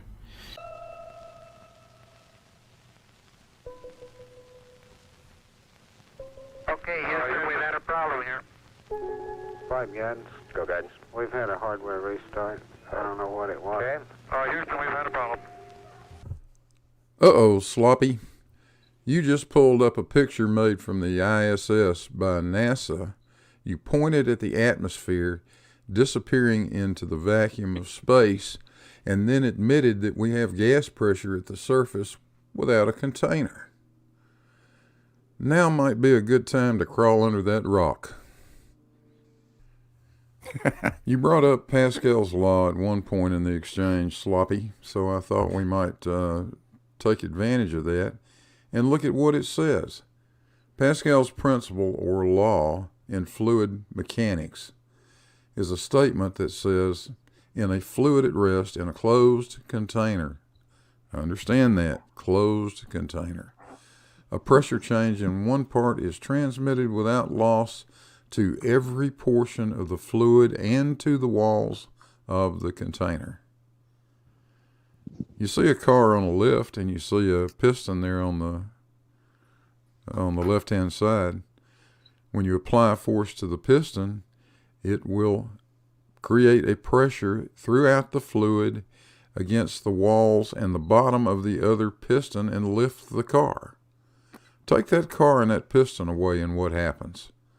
The fluid will exit the top of that container. This is no different than the pipe with an open top on it, Anthony.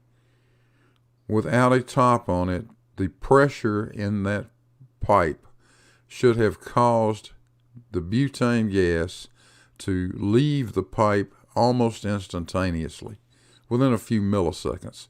There should have been no pressure at the bottom of the pipe, yet there is. And that pressure is created by the force of gravity. You know, the problem is you guys keep looking up gas pressure when what you ought to be looking for is atmospheric pressure. Let's read the mechanism of atmospheric pressure. Atmospheric pressure is caused by the gravitational attraction of the planet on the atmospheric gases above the surface, and it is a function of the mass of the planet, the radius of the surface, and the amount and composition of the gases and their vertical distribution in the atmosphere. It is modified by planetary rotation and local effects such as wind velocity, density variations due to temperature, and variations in composition. That's the bottom line to it. And you have admitted it now. Thank you very much. And here's the homework assignment for you, Sloppy.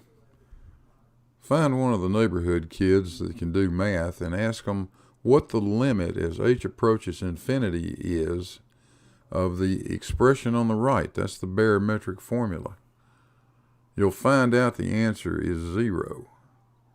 This is how our atmospheric pressure disappears slowly into the vacuum of space. I don't get it. I'm pretty sure you do regret it, Anthony. Hey, thanks for watching, folks. Hope you enjoyed it. If you did, don't forget to hit the like and subscribe buttons down there. There's a link to our Patreon. And we'll catch you guys on the next one. Hey, Gladys. We're out of here. My dear friend.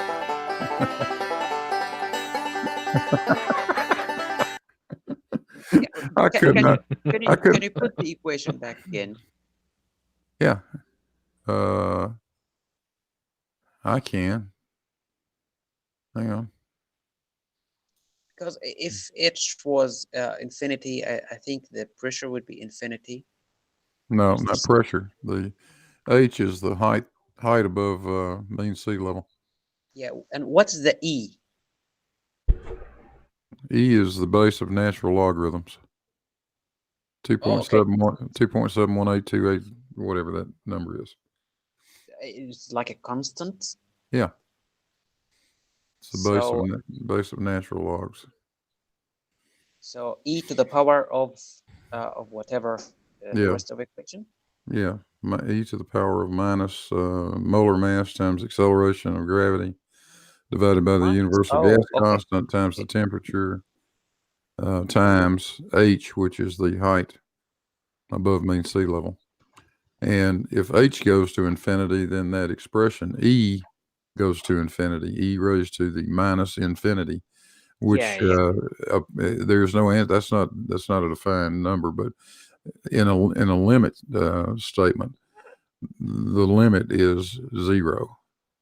So it just simply tells you that if you go high enough, the pressure will become 0.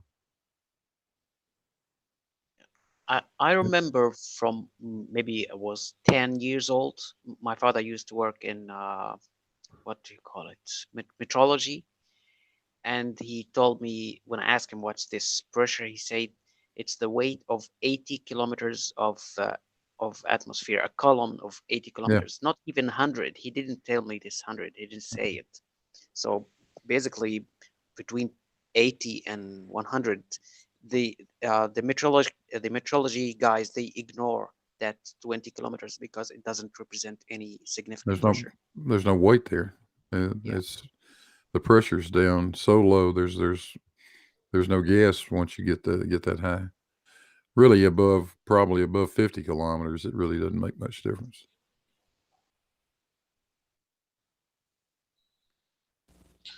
Well, I mean, there's particles, but it's not enough to really make any difference. It's not. It certainly isn't 0. That's true, but it's so small it really wouldn't matter much in calculations. Did you guys did you hear that issue brought by cynical critical? What's his name? Critical skeptic. Cynical skeptic. Yeah, when he asked about how can we use the sextant in space.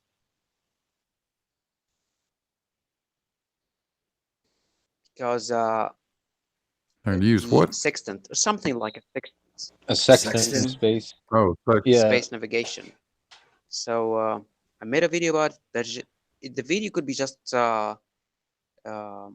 shortened in one picture. Let me share it. The sextant is used to bring the longitude, latitude lines, and we can think of longitude and latitude because they are angle. We can think of orientation in the 3D space. So that's what they do with it. So here it is. It's just, I don't know if you can see it or not. Yeah, we see it. Yeah, so at a certain point, they have to do, for example, they have to do certain burn to change their orbit. So the direction of that burn, it could be pre-calculated. That, for example, you have 12 degrees between the nose of the ship or the craft or the thrust vector, 12 degrees to that star, and 90 degrees to that star. So I think it was on Jose. Yeah, it was on Jose channel. So the problem is some people say it's to measure the separation angle between stars, but I think that's not true, because that separation angle doesn't change except with parallax and with only very few stars and at minute value. But it's measuring the separation angle between thrust vector and two stars.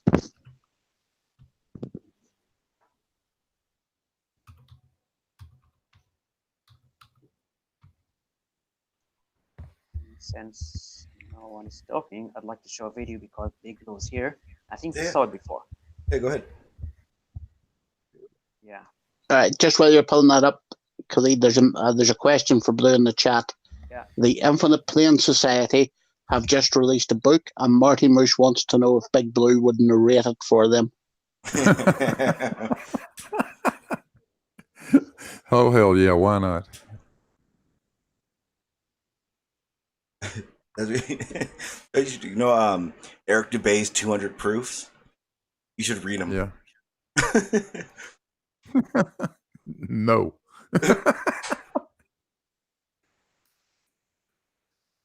That'd be awesome. I doubt you'd get past the first one. I would. This way, I want to do that, and I've started, but it's not. It's all like typed up. You know, he has the 200 proofs, like just debunking each one. I've seen people do a lot of them, but I've never seen anyone do the mirror version of it, where it's like just answering them correctly. Man, that's what we should do. Yep. You know what? New project. That's what we're gonna do. I'm gonna give everybody 10 of them, and we're all gonna do it. Anyone who's in, let me know. I see a lot of mirroring videos. Well, you don't even need to do anything. Well, you have to narrate the whole thing, but you've already done your video proofs, so we can just stick yours in into the certain ones it needs to. See if Dr. Bob will do it, like everyone that's done it already. Oh yeah, it's been done many times. Oh yeah, but not all 200 at once. It'll be like a 3-hour upload, but it'll be worth it.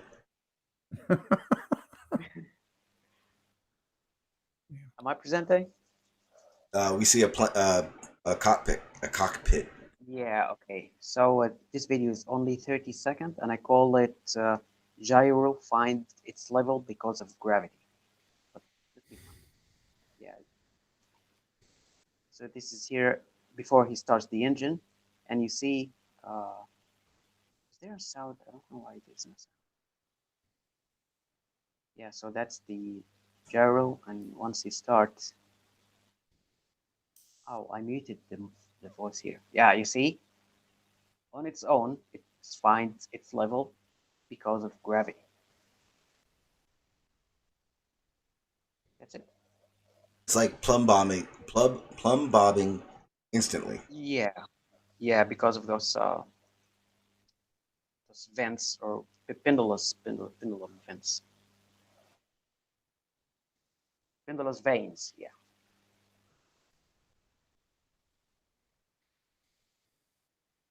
So there's a lot of things that can be debunked in half a minute only. But only if you find the good material, because when you explain, like Dr. Bob, he explained this gyro compass probably dozens of times, but they will not accept it until they see it working. The problem is how to give it something that works. Like this one. I think any flight earther that sees this video, he cannot mention that plane should dip or whatever regarding the gyro. Doesn't matter if you show it to them working; they still just shake their head. Yeah, I was just gonna point to Blue's little hangout there with Travis. It doesn't matter. No, you start over again. The next morning, you start over again. Yeah, I listened to that stream, and I thought you were extremely clear on your details and explanations, and it was like you didn't like you were talking a different language to It's hard. Travis. Yeah, it's difficult to talk to some people about these things. He literally Especially when, carried himself through it as if they don't work. Prove me wrong. Yeah. And that you can't do that. It's impossible. yeah, it's not an open-minded guy. When you're not talking to someone that's willing to, I mean, if they're not willing to learn or try to understand, it's just a waste of time. Yeah. But I agreed to do it, so I went and did it. Well, it helped me, so it didn't fall on deaf ears, bro. Well, good. I hope somebody got something out of it. I definitely did. That was almost what's inspired me And to do the that's the whole thing. I got a refraction little stuff. bit out of it. I mean, everyone's got to remember, Blue's been around since they've thought about figuring things out, so he probably knows a thing or two. I probably do.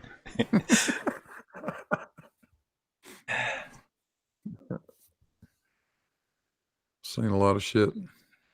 Done a lot of shit. I can't forget your tube, your pipe. Oh, the pipe, yeah. Yeah, I loved it. Yeah, the pipe's good. Of course, they just keep bitching that it's a container. Well, yeah.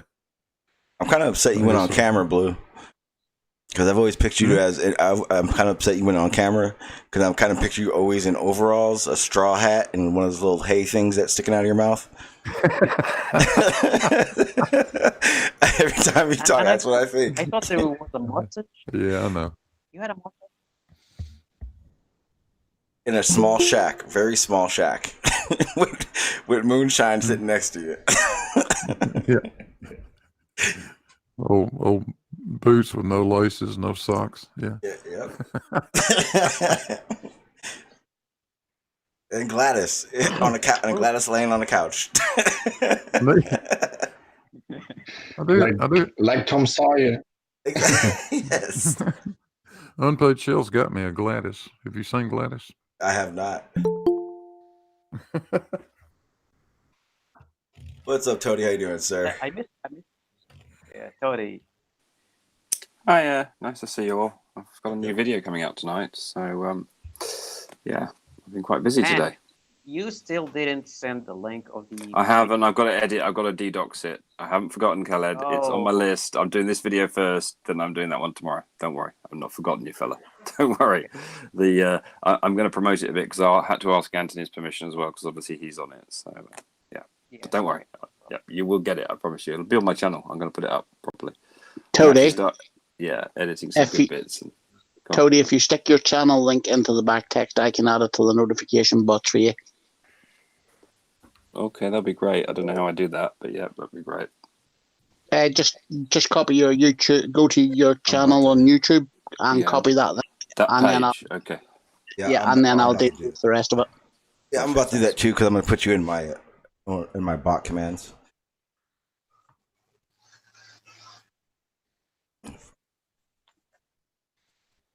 Good morning, Sean. Good morning, Digital. How you doing? Wait, good morning. It's 4 o'clock in the afternoon. I'm struggling with the fact that the flat Earth people seem to think that water has the capability of finding something. The who? People in flat Earth keep saying water finds its level. Mm-hmm. How does it find it? Gravity, duh. No. Water finds its own level. Does? Yeah, I understand gravity is the force that works upon it, but how the hell does water find something? It has a mind of its own. It doesn't have a nose. It doesn't have eyes. Yeah, but it can run. Sean, did you just Toucan Sam gravity? It's gonna follow your nose.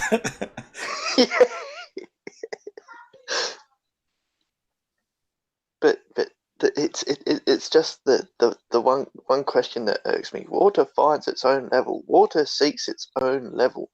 Show me water that curves. Well, yeah. Raindrop much? Yeah, it's. Oh, a good wait a question. minute. Blue, That is one. you know, water runs, but it doesn't have legs. Yeah, I know. What's up with that? Maybe So it does. wouldn't You you guys say just don't that know it it. slithers? It must. I did. No, it runs. I've heard people say that. Yeah, when the rivers run. Yeah, did you leave the water running? Oh, damn. No, I left the tap open. Water's Sean, pretty tricky. Water's Yes. really tricky stuff. That's what I think. Someone It's said my name. magic. can you check this video? Well, I'll tell you what, it's Yeah, smart okay. enough to outwit a fucking flurf. That's for sure. Water finds its level. I just posted the link. And Toady, you are officially part of the Truth Army, my friend. You have a bot command. Haha. Oh no, I never wanted to be part of any army. You know that. So I made sure I made you part of it right away. I want to see water with a magnifying glass, seeking where it wants to go. How much of this video, Clee?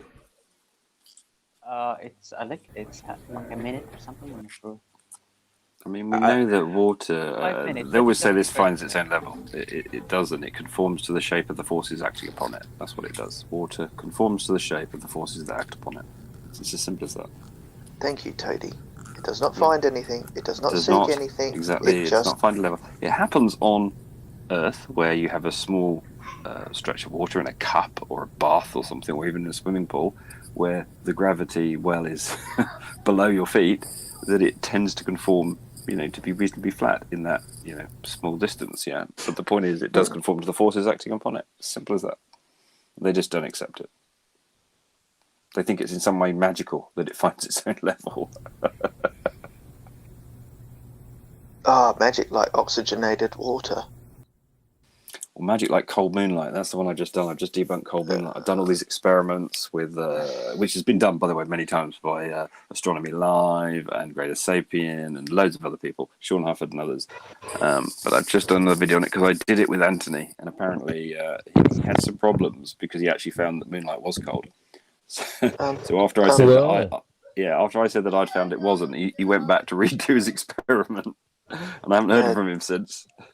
Well, I was having a conversation about cold moonlight earlier, and one of the things that we came up with was, well, if moonlight is cold, then maybe you should learn to make a fridge out of it and sell that. Yeah, I mean, I've got a couple of things. One was I've listed all the astronomers who all looked at the moon and studied the moon, right? Now, none of them noticed it. So over 400 years, none of these astronomers who are looking at magnified moonlight, right, through a lens, have noticed this cold moonlight. And the second thing is it's a very trivial thing to debunk. When you look at the videos, they all make just a load of experimental mistakes. Look, curved. Look, curved. Mm-hmm. Conforming to the forces acting upon concave Earth. Yeah. No, concave water, not Earth. Okay, concave water. That's how the horizon rises to eye level. Yeah. Horizon rising to eye level. Hey, that's a pretty good video, isn't it? That's a pretty good video. Oh, I could do a little. That's actually a nice on lazy that. Susan. Yeah. Sure, it's not a lazy Barry. It may have changed its identity.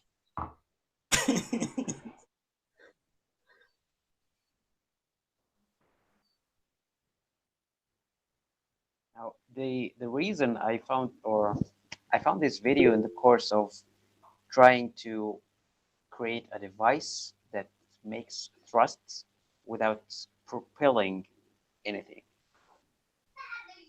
Now, you can see that the height of the water is increased, and I thought that should mean that the pressure at the bottom of the tank should increase, and that means you get extra force that wasn't there. But for many reasons, I found out wrong. That would be the centripetal force. No, it was initially one of my ideas for thrusts, but this is a different concept. Yeah, but that force that draws it to the center and makes it go out is due to the centripetal force. You know how you said the pressure is in the middle? Yeah. The pressure at the bottom of the tank is still in all is still the same, even that the water altitude increased. I mean, if there was an object that causing this curvature, then yes, the pressure would increase, but there's nothing holding the water in the middle.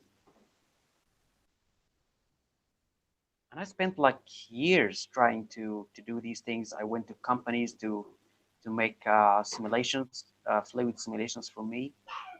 I spent some money on that, and then finally I admitted I was wrong. There's no way. You spent some money on what, Khaled? On trying to do what? Sorry. Simulations for some ideas with fluids. Oh, right, to get fluids to do what? Non-propulsion thrust. Oh, right. You mean like the Dean device? The Dean device, I think it uses a centrifugal force. Well, they don't really know what it uses. You know about the Dean device, right? Yeah, I remember the name. I've seen it. Yeah, so it was invented by Dean, who actually worked on a lot of gyros in missiles, which is why he couldn't really publish his patent. And basically, he did devise this, and I think then his son tried to pick up some of it. But there are devices extant, which supposedly, you know, you'd put them on a scale, you'd turn them on, and theoretically they would lose weight.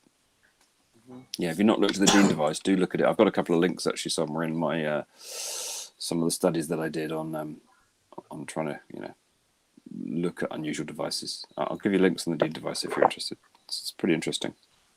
It links directly to your ideas about non-propulsive thrust, I think. But what concept does it use? Is it like electrical, like the electric drive? Or? So it is driven by electricity. So there's a couple. I mean, I was interested in non-propulsive drives for quite a while, so I looked at various ones like electrostatic and the Dean device included. Have you heard of Bessler's wheel as well? Have you heard of that? No. No. Okay. Anyway, EM I'll share drive. some stuff with you. EM drive. Are you talking about the EM drive? Is that the EM drive? I don't know the EM drive. What's the EM drive? Something that uses ionizing. Yeah, that's one of the ones I looked at. Yeah, I couldn't get that one to work because, like you, I spent quite a bit of money on a lot of equipment as well, which I've still got actually useful stuff, lathes and milling machines and stuff, 3D printers, and I did a lot of prototyping. What? You tried to do the EM drive? Yeah, I've got some quite high electrostatic equipment. Yeah. Oh God. Yeah, but they did little ones, don't you? You know, you can build the small ones. Right? I didn't try and build a very big one. Have you seen some of the stuff on YouTube about it? Have you seen the one that tries to use all those gyroscopes as well to levitate? It's quite interesting too. We must have a conversation about this separately rather than just doing it on the fly like this. I'll have to dig my stuff out again and show you some of it because they're quite interesting. These esoteric forces. I mean, they don't work, right? Unfortunately, that's what I found. Of course not, because you know you're trying to skate uphill and overcome a couple of fundamental forces. But they're very interesting. You talk about ion drives. So ion drives, I think, do work. I think they're pretty well understood. But no, some of these are a bit more esoteric, Blue, a little bit more into what you'd call the woo territory. The EM ones, they've got these little models. I made a little balsa wood model with these like high tension wires on it, and they'll like fly up to the ceiling. I mean, it's electrostatics, right? It's nothing that isn't well understood. They claim they work in a vacuum. As I say, I'll dig out some of the stuff on it rather than us just trying to do it on the fly. As I say, I've had quite a few years researching that. I got into it from free energy machines, which of course don't exist either, unfortunately. But I was into them. One of the things I tried to work on. There you go. I worked on them. That's why I'm surprised you don't know about Bessler's wheel.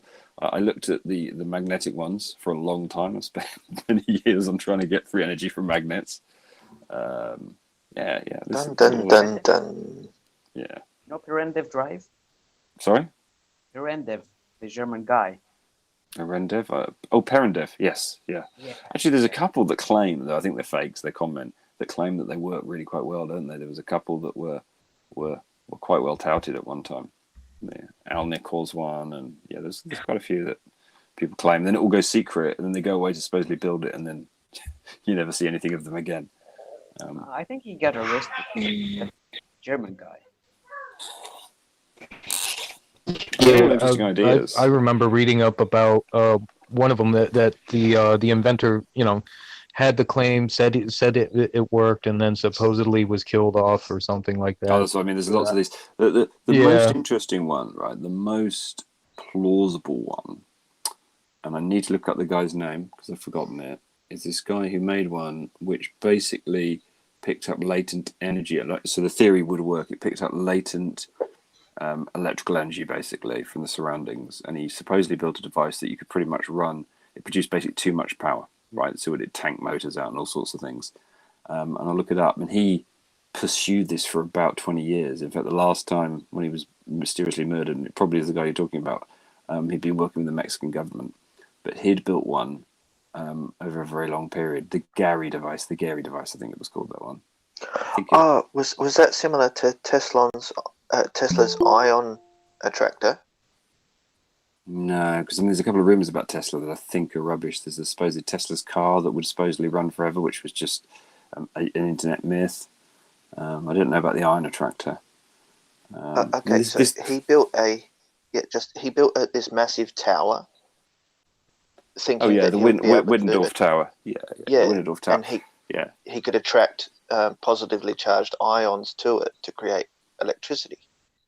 Well, not quite. The idea of the Wittendorf Tower, which he built and then it burnt down, and he built a small version of it, was that he would send a pulse of AC electricity into the Earth, and what he'd do is he thought he'd hit the resonant frequency of the Earth, and then that would start to allow him to sort of tap into free energy and then actually distribute it to different places so that he could send energy wirelessly, I think was the idea he was working towards with that.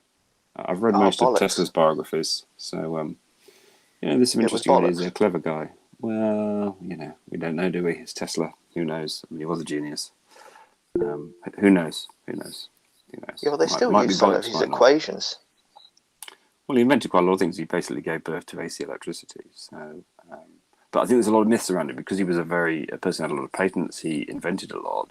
Tesla is one of those people that a lot of people create a lot of myths around, right? Like his earthquake machine. And there's no plausible evidence that he really created it. It was a story he told 10 years later. He claimed that he caused the small San Francisco earthquake because he had this machine that he tethered to his building. Talking about these energy devices, I believe I watched a video about, I think it was in Russia, this guy built this device that was able to run a kilowatt of power. And all you have to do is plug it in to get it started, and then it generates it itself.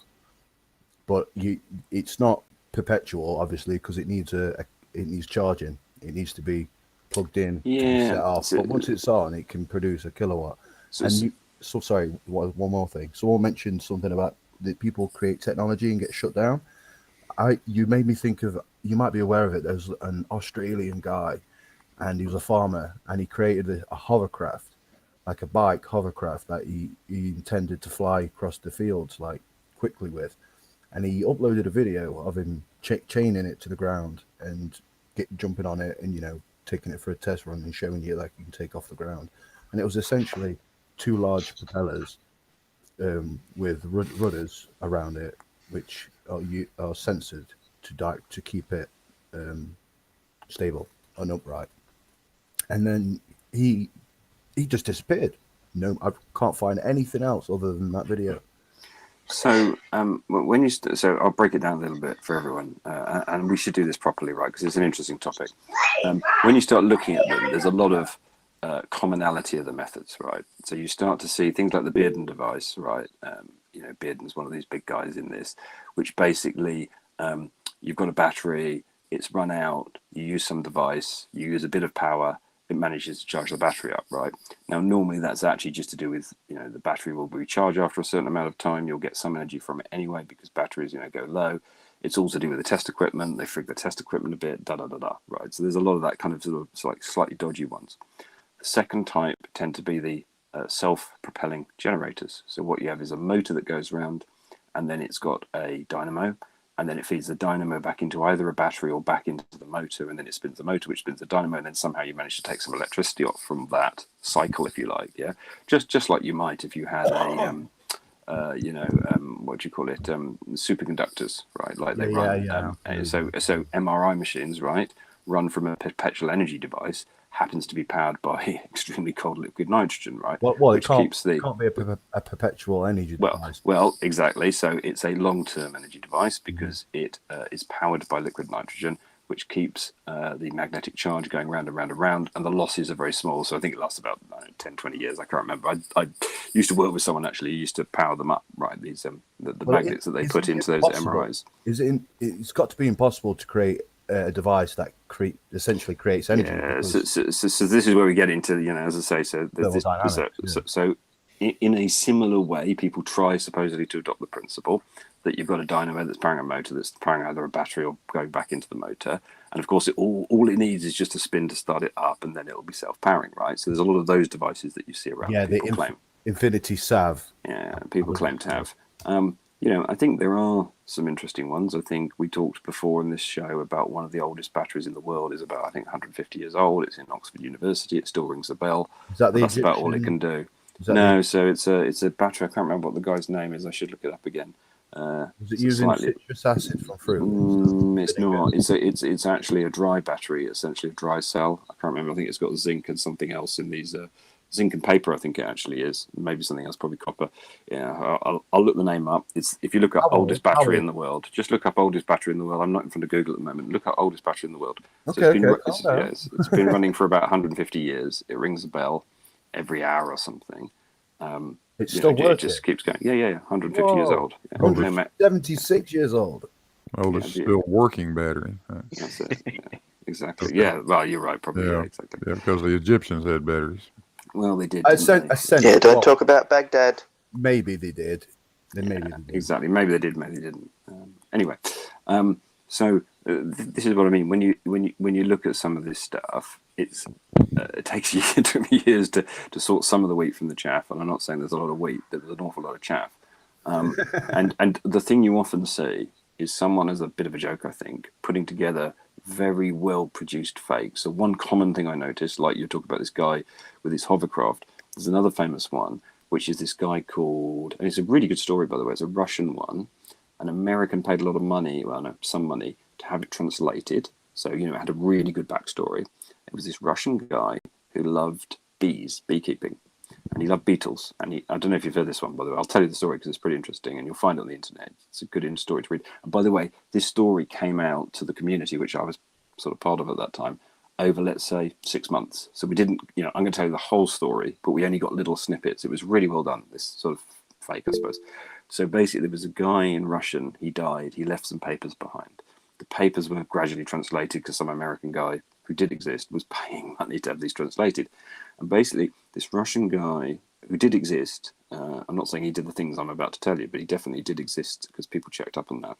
He loved bees and all kinds of insects. And one day he was looking under his microscope at certain insect wings, and he noticed a funny shirring pattern.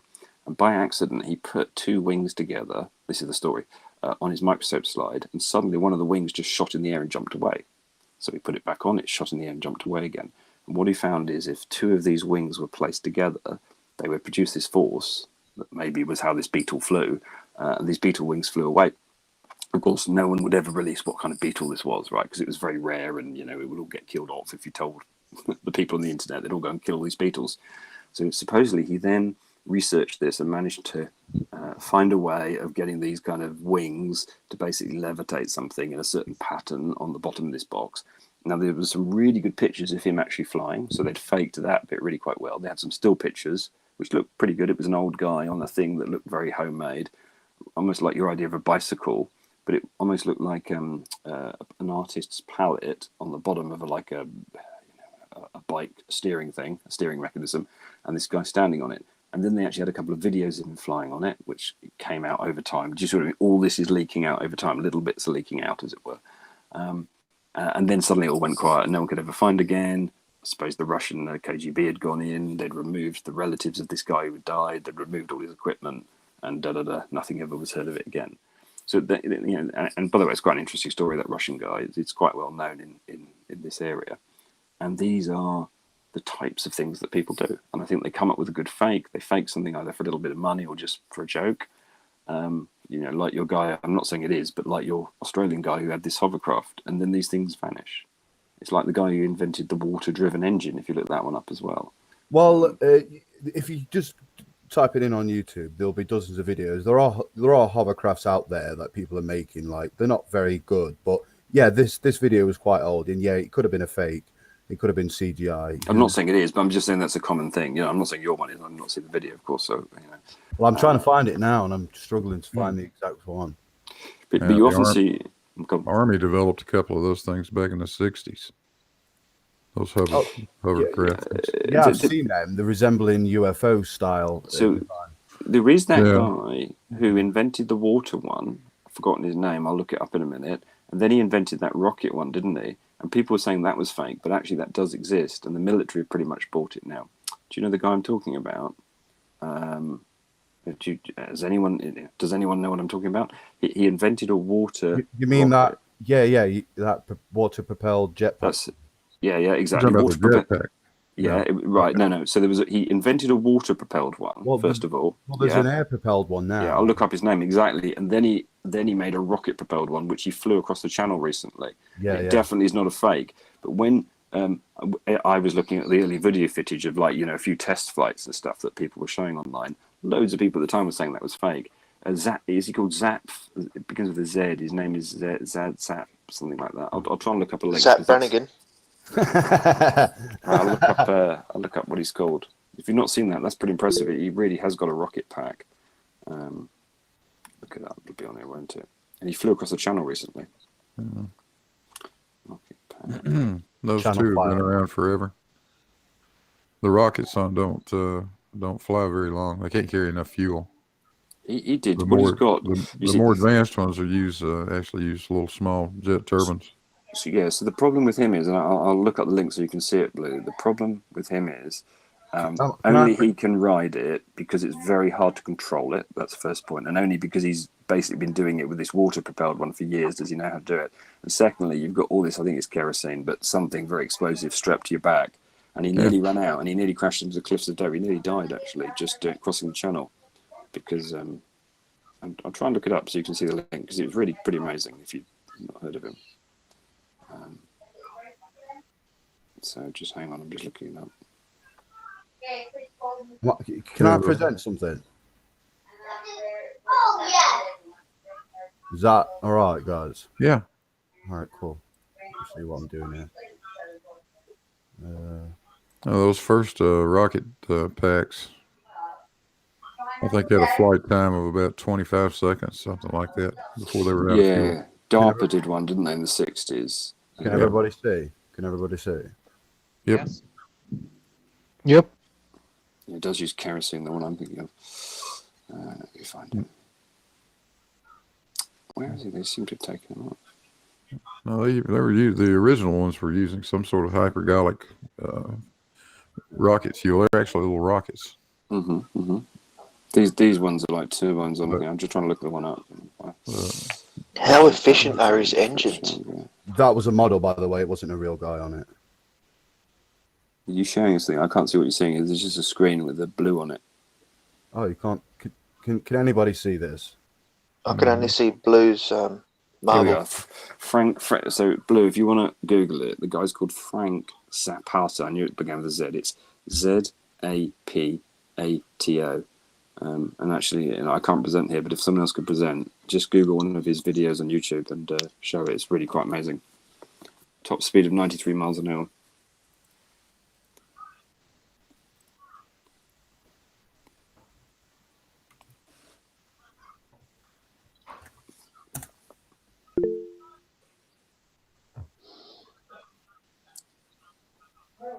I gotta read real quick. Thank you. Only sheeple can't see. Is 444 the truth? A weak troll at best has no ability to discuss points or answer questions. The wrench is only thing saving him from being removed.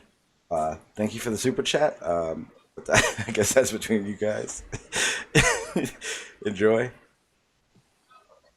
Apparently, I'm a demon.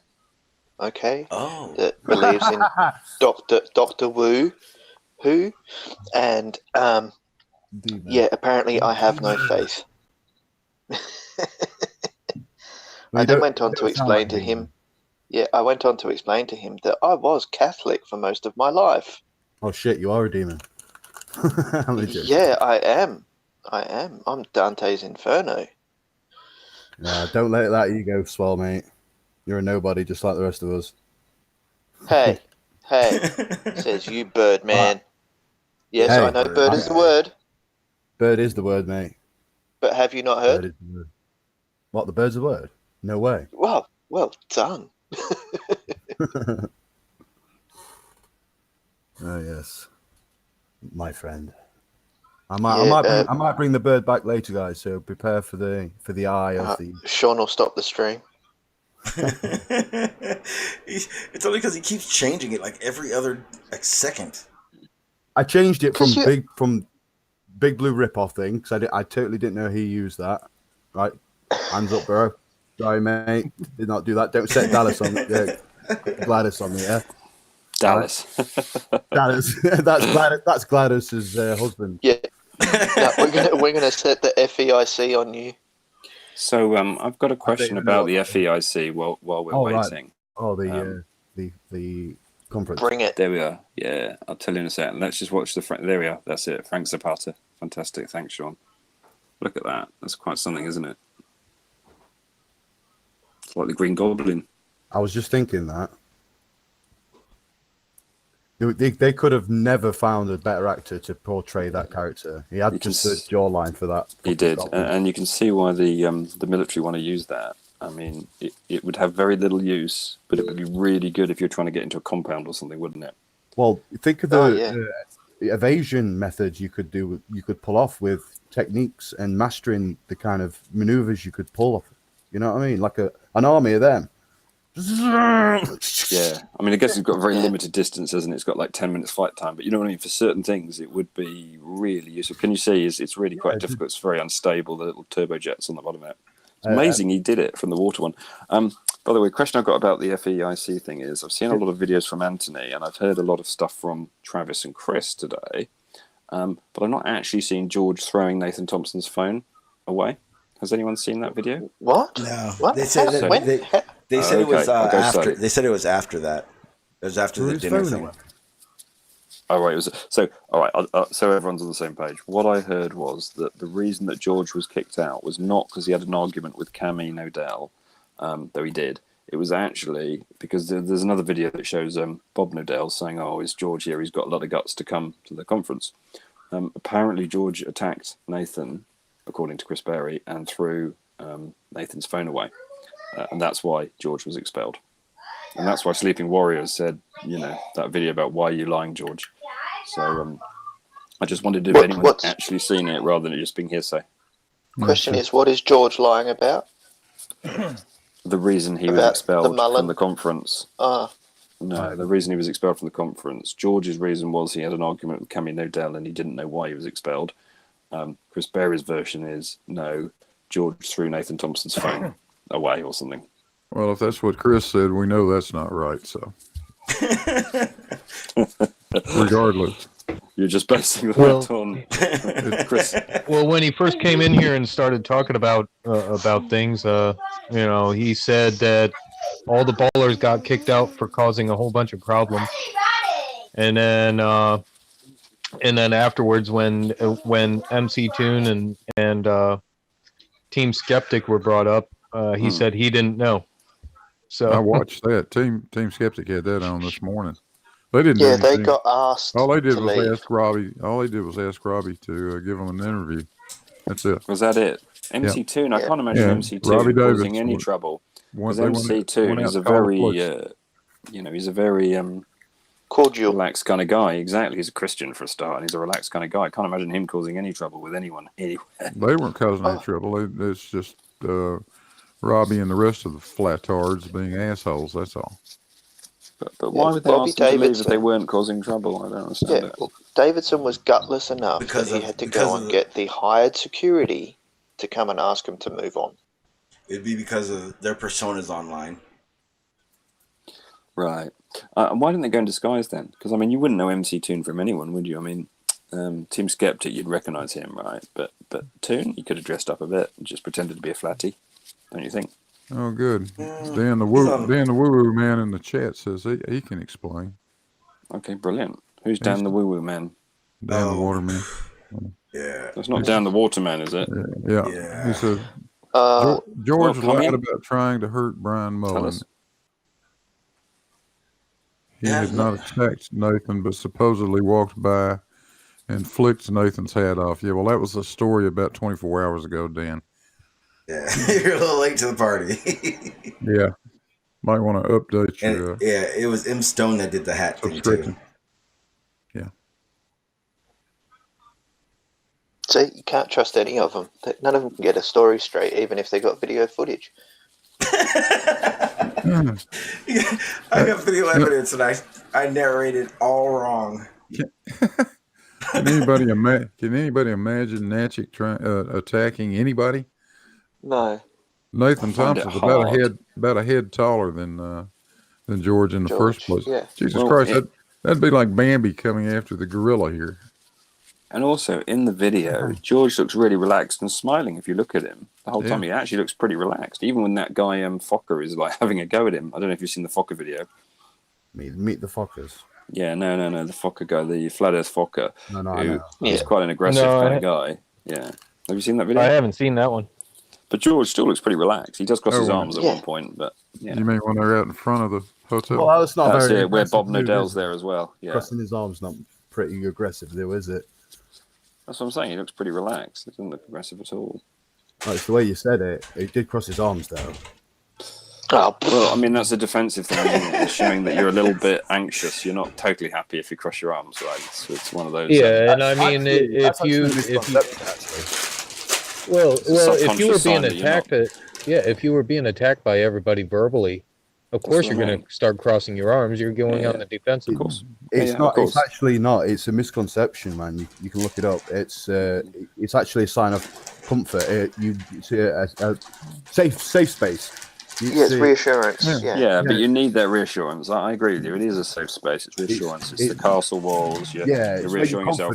You're confident in what you're saying, so you fold your arms. Well, yeah, I mean, I think there's several readings, but I think the reason in this case George was doing it is because Fokker was like shouting at him. So, George had been smiling. He was still smiling, but he was being patient. A little bit. Folded his arms. Just get composed. Well, you watched the video. I don't think he was being patient. I think folding your arms. Nothing wrong with folding your arms. It's even better when somebody's neck's inside them. Yeah, I'm not suggesting there's anything wrong with folding your arms. I'm just saying that he wasn't. I kind of said he was very relaxed. Yeah. Someone's nips. Quite relaxed. No, neck. Oh, right. yeah. I can't see how you fold your arms around someone's nips. That would be pretty difficult. Blue.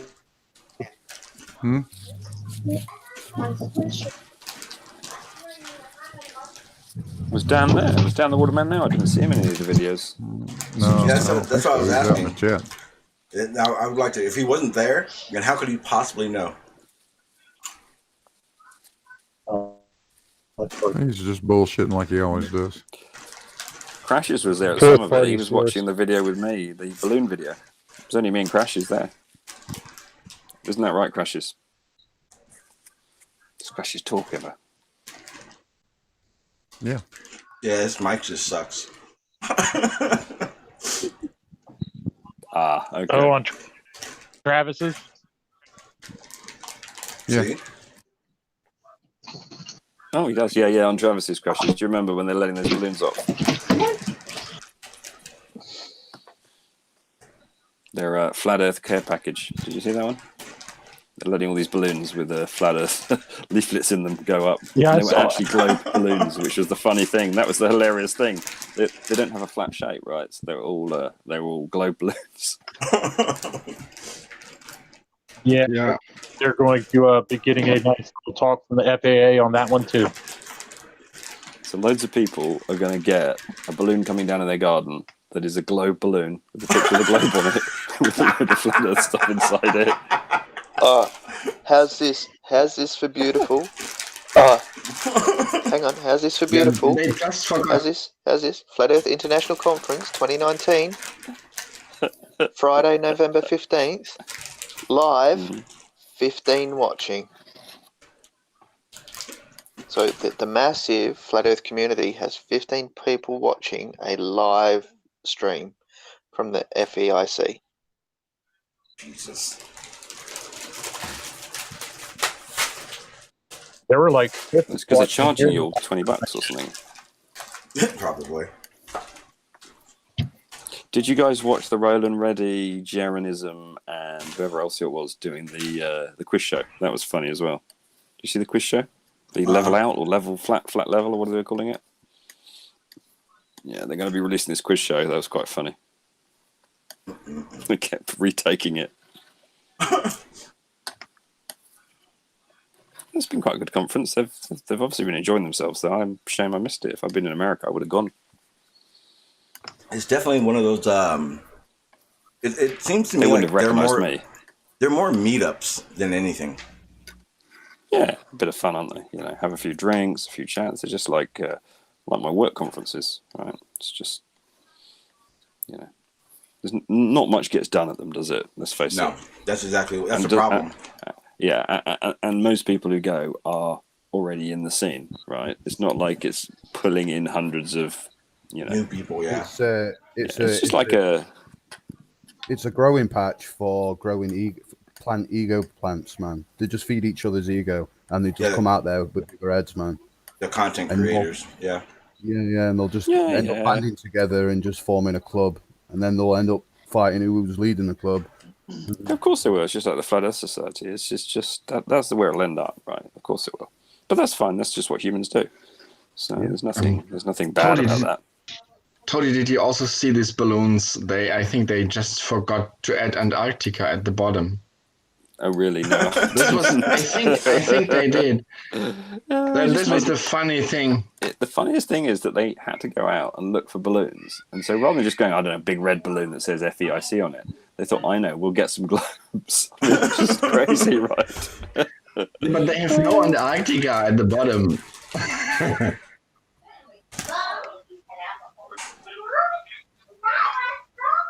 I've been having a question I wanted to ask to some flat earthers.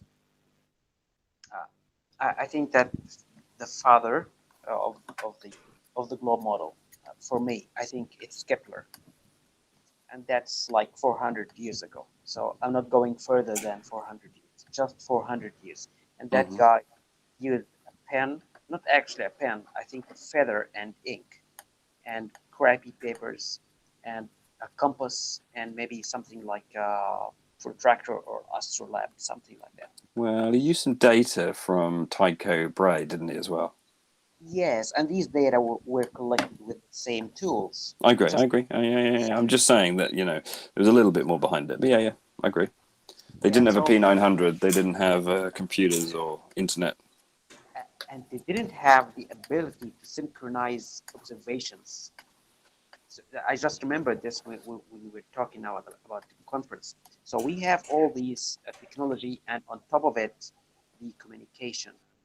And there's nothing done. No one can give me a shred of number. I don't want evidences. I want numbers like the numbers given by the heliocentric model, 15 degrees, 23.5, etc. These things that we can confirm by observing what's around us. No altitude for the sun, no altitude for the moon, no nothing.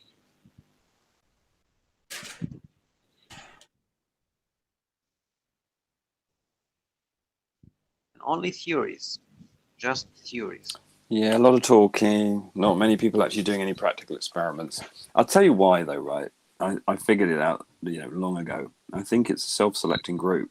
So basically, it's only going to be people who are either charlatans or too stupid to really do proper experiments or research. Yeah, though some people, maybe it takes a little bit of time, because, if you have got those skills, you'd very quickly work out that this is wrong, and you probably put your efforts into something else, like we were talking about, right? You'd look into free energy, or one of these other areas, aliens or something else, because if you're in any way competent, you would realize that this is this is just stupid. It's like the cold moonlight thing. It's laughable. I kicked myself thinking, why the hell did I spend time bloody trying to disprove cold moonlight? It's just a nonsense. I mean, it is just a nonsense, isn't it? For someone What to does say it have yes. to do with the shape of the Earth? Well, it's just a nonsense, isn't it? Cold moonlight. It's like a fantasy. It's like magic. Yeah, right. Moonlight's some way cold. It's something that is immediately provable. And I agree. I don't think it's got anything to do with the shape of the Earth. I totally agree. But it is a common claim by flat earthers. But then they don't understand their second law of thermodynamics, do they?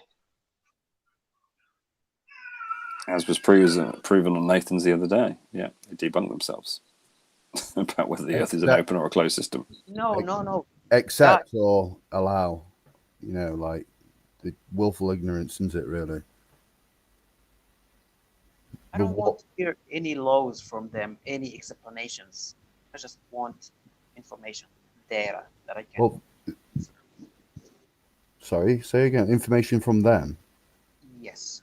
That you won't get. You'll just get word salad in their interpretation and warped opinion on, you know, like you'll hear me discuss shit and I'll get it wrong and someone will correct me and I'll be like, right, I'm gonna look that up and get it right next time. You know, I'm not gonna fucking change the goalposts and warp the whole fucking reality to fit my agenda because I'm too arrogant and fucking egotistical to admit I'm wrong. So that's their mentality, really. That's what I see. No. It's so. It is because Magic Sky Daddy said so.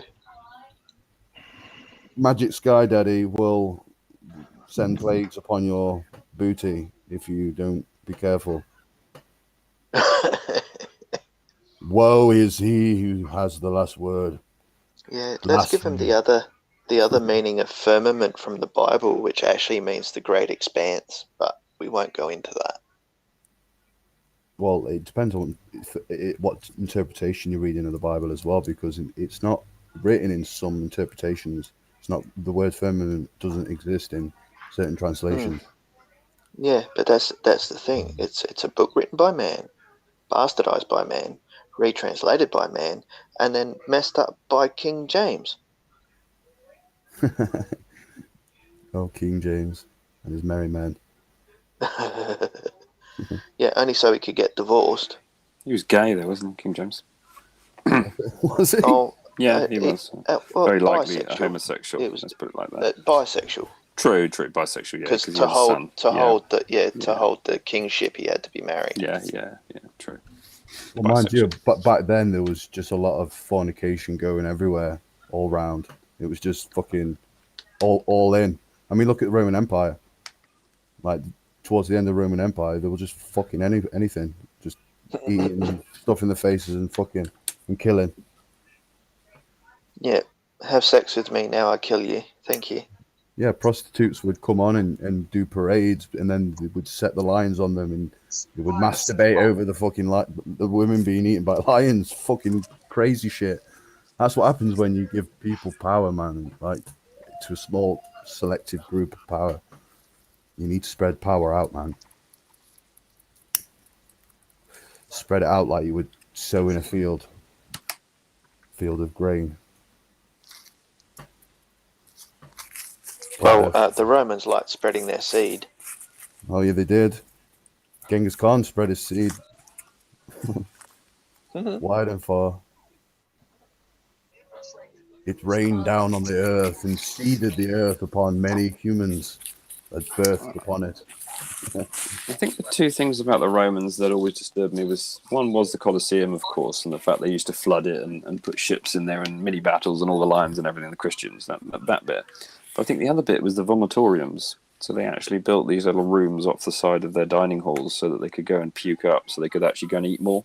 Because when you're full at a meal, you know, you can only eat whatever 2-3 courses maybe. So they actually went to vomit so they could then go and eat more. That is crazy. That's just crazy. Well, that's what. Yeah, it's just total greed.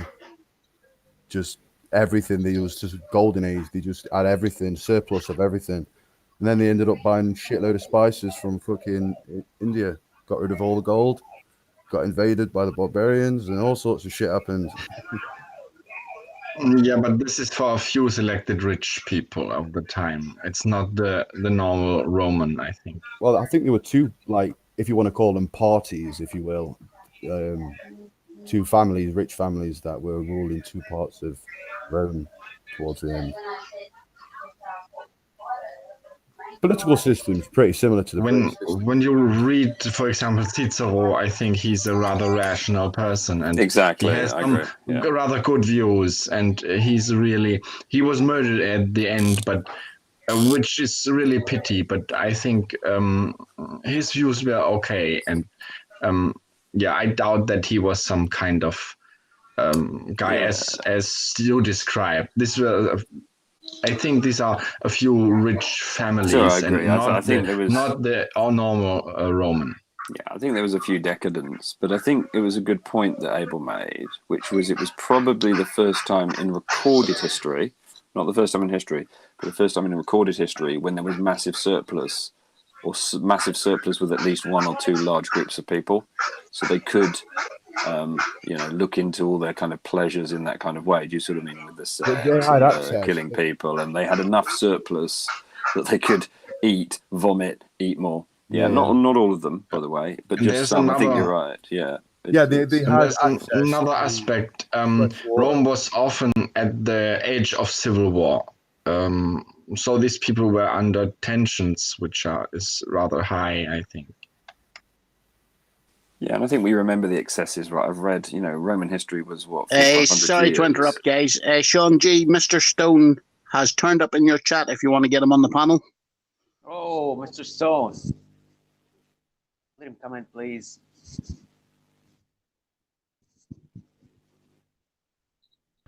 Yes, Stone, get your ass in here, damn it. Yeah, gives the scoop. How was it like having the barking, nagging Karen B Bigfoot lover at your feet? What's this? Who's M Stone? Don't recognize the name. Can we have some context? He's from the Debate Flyers for More server. The guy that possibly got into an altercation with Nathan. She reminds me of a Chihuahua. Who? Yeah, that's why I said the barking, biting Karen B. Chihuahua? Really? I thought more spaniel with her hair like that and her tattoos. Chihuahua? Really? Corgi crossed with a spaniel. Toady and Demonic, I will have to fall out with both of you because spaniels are my favourite dogs. Don't insult them. Well, we'll say like Well, the reason why black wire-haired poodle then. The reason why I said Chihuahua is because they'll bark, and then they automatically want attention afterwards. Yeah. Like Or I'm you a good step dog, next to I'm a them and good they dog. run. Yeah.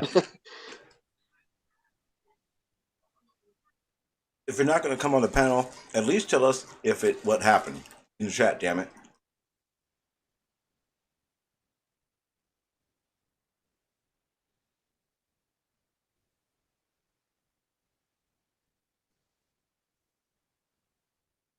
Stone, you're an asshole. Are you on Discord? I can patch you through. GPS, take your blasphemous vegan bacon away. He better not be posting that stuff again. He said That he's is in the blasphemy. Yeah, he's trying it again. I just seen Ace McLeod's video from Globebusters, FEIC. Hey, so M Stone is at the conference right now. That's probably why he doesn't want to jump in. Says he's in the lobby. Let's all go to the lobby.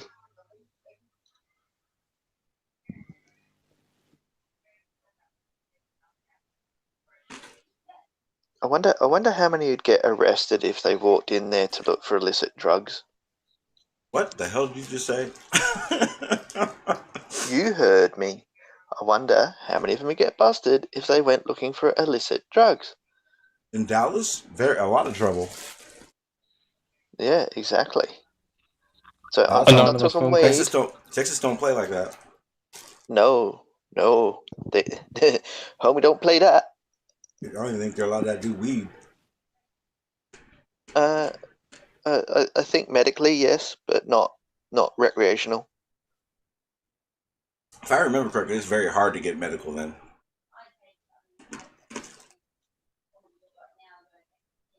They got CBD stores all over the place, but yeah, not medical. Or not like dispensaries.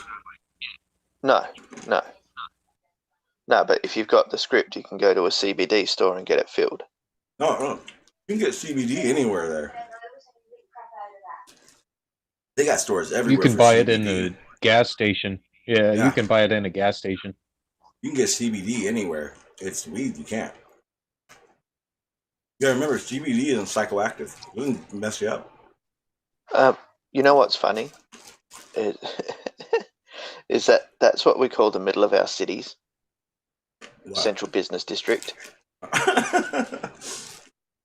We call it our weedless, or the THC-less weed. But Ace McLeod did I think a live stream last night, and at an hour and 15 minutes he goes, I wonder if I can find any hard drugs. Yeah, dude, you don't know Ace very well, do you? Oh yeah, I do. But it's the fact that he's walking through a hotel lobby, saying it out loud on video. Yeah. In Texas. You haven't seen the video where he's huffing on camera, have you? Oh yeah, he's doing I've doing seen the that. whippets. Yeah, fucking idiot. Yeah. Thank you, B-Ball. But it's that's a real good look for the FEIC that someone is promoting the use of hard drugs.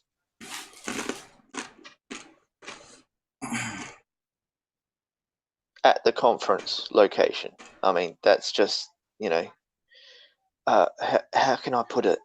Stupid? Oh yeah, big time. And trust me, if there was ever a flat earther that they didn't want there, it's Ace. That dude is a trip. He has issues up the ass. When I saw him doing all that huffing and shit on video during a live stream, I was like, wow. Like, if no one's seen that, he's literally getting high as fuck off whippets, passes out a few times, and then gets back up and starts talking and starts huffing again. It's fucking the saddest thing I've ever seen.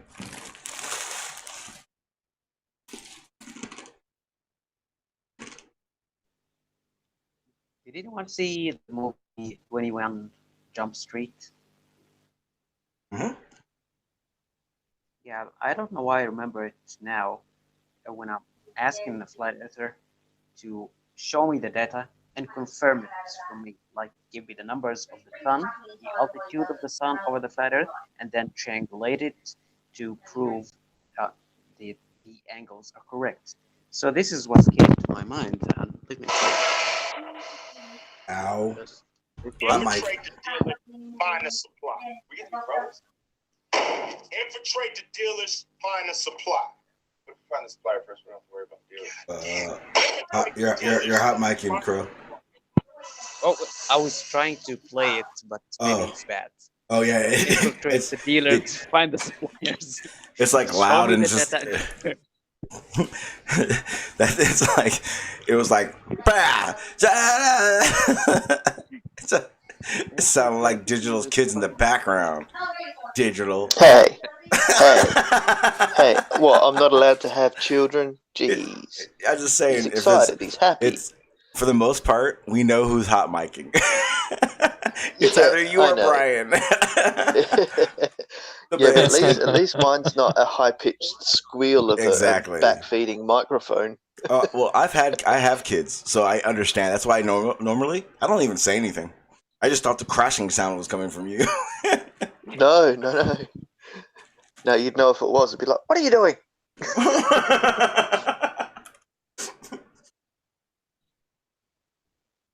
Okay, guys, I gotta leave now. It's 3 a.m. here in Egypt, Cairo. So thank you, Sean. Thank you, everyone. It's been nice. Yeah, thank you, Crow. Cheers, Khaled. Speak to you later. Appreciate you being here, my friend. Later, see you later.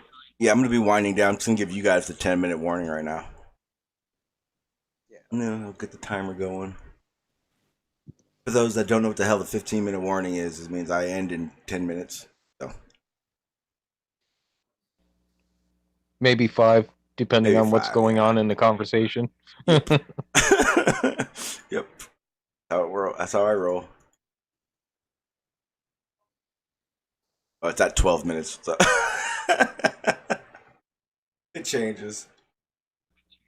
And we're off. Yeah. Here's your 15-minute warning, but you've only got 12. Nice. I've ended it That's sooner.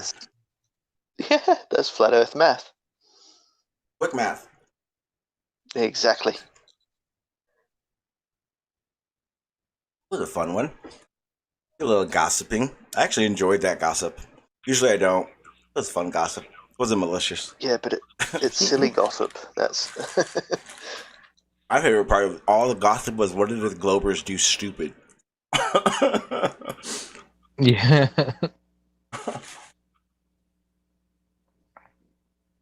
Yeah, I don't know. You know, I wouldn't even show up to one of those things, to tell you the truth. Now, Like I I said, would. if I was, oh my bad. Go ahead. I would rent out the conference room that's right next door to them and throw a big party. yeah.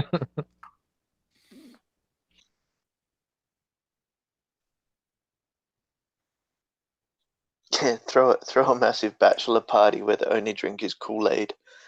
I was wrong. How many people did they have attending the damn thing? 100. We guesstimated about 100 Not many. yesterday. Yeah. Yeah. Huh. And most of them are the YouTubers. Or the people that hang out in Discord chats.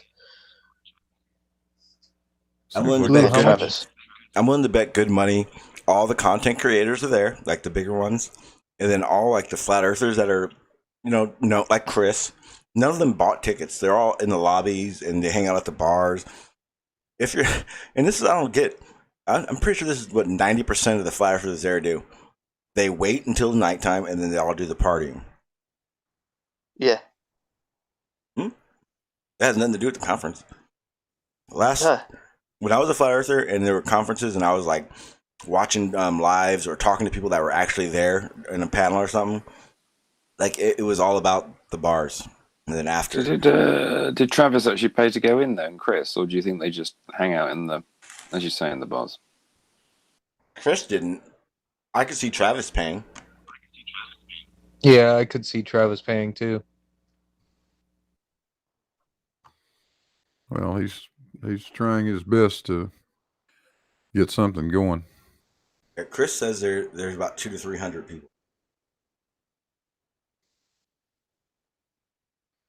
If there's only 200 to 300 probably people, on it's sold about out. 75. Yeah, but that's 200 to 300 people that are on the outside, but there's probably only like 75 that bought tickets. You said they sold out. If it's only even if it was 300 and they sold out, that's not good. That's. Well, it wasn't sold out, and I looked at the. Yeah, but 100 tickets at 250 quid for the 3-day pass. It's still a nice chunk of change. Yeah, well, compared to no, not really. If they get 200 to 300 in a conference like that, by the time you pay what you got to pay to rent that place, I'd be surprised if they break even. Yeah, but then you've got all the people with the stalls and stuff selling their stuff, which buying trade. But how do you know that money goes back to the FEIC? It doesn't do you any good if you're the organizer of the conference. The hotel doesn't take any risk on this. You pay a fixed fee to rent that space. Yeah, no. But they could care less whether anybody shows up or not. I mean, I think good luck to Robbie, because I suspect he isn't making a lot on it. Yeah, and he's taking a big risk because he's got to put the money up, as you say, Blue, to hire the space. So, I don't think he's getting rich from it. No way. Well, that's extremely. That's really low pricing for a conference in the first place, compared to the ones I used to go to. And I'm Yeah, talking.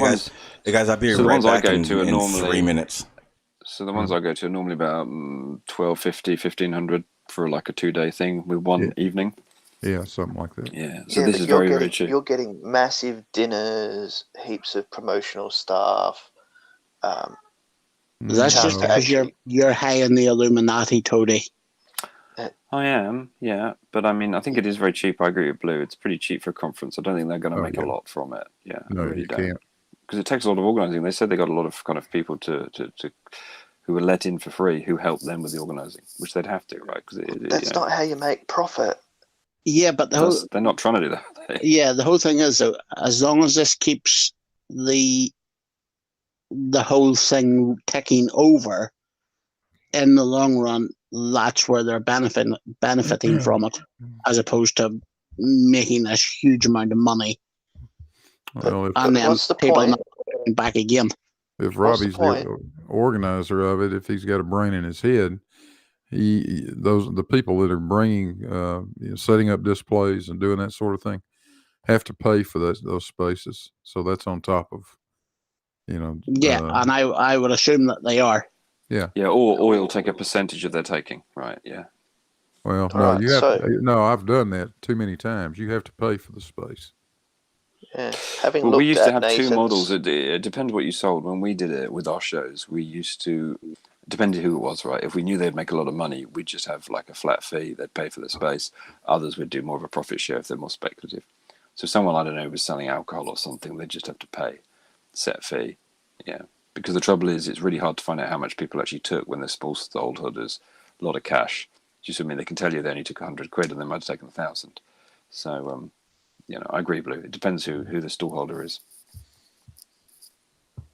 Yeah, the other question is, why would you pay all that money to go and see the same shit that was at the 2017 conference, same shit that was at the 2018 conference, and the same shit being spouted today?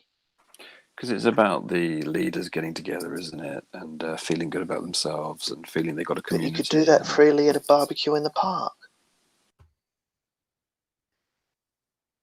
Set up a PA in the park and pay a small fee, and then do your presentation there.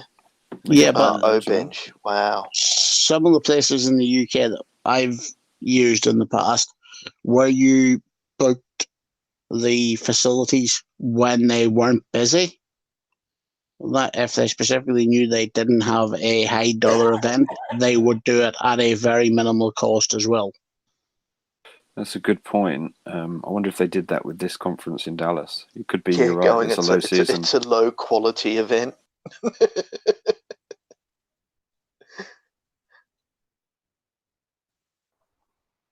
Yeah, I have a feeling that the hotel would have looked into numbers from Denver last year. Yeah, but that's what I mean. But by going round, if they pick a location where the hotel knows on this weekend, because there's no sports activities or something else like that there in the area, we still have our overheads. We still have to run the hotel. So let's get people in because we can make money off the bar. We can make money off people staying off the hotel. And therefore, for the actual conference, they charge a minimal fee. Yeah, I think I got offered a free conference room if I could get, I think it was something like 30 or 40 people to attend for one of the events that we were running. This is a local hotel here, not a particularly high-end one. But you mean they gave us the room for free if we'd bring that number of guests in over that weekend. So I think you're right there, Nim. I think there must be something like that at work here. Because do you think all those 100 people are staying? I can't imagine it. No, but no, they're probably staying at other hotels around the area. Yeah, but if you take it just that they'll have a meal, they'll have something to eat, they'll have a couple of drinks and stuff while they're there. That's all at an average of about 60% for the hotel pure profit. Nathan Thompson won't eat anything there because there's nothing to help increase his myelin sheath.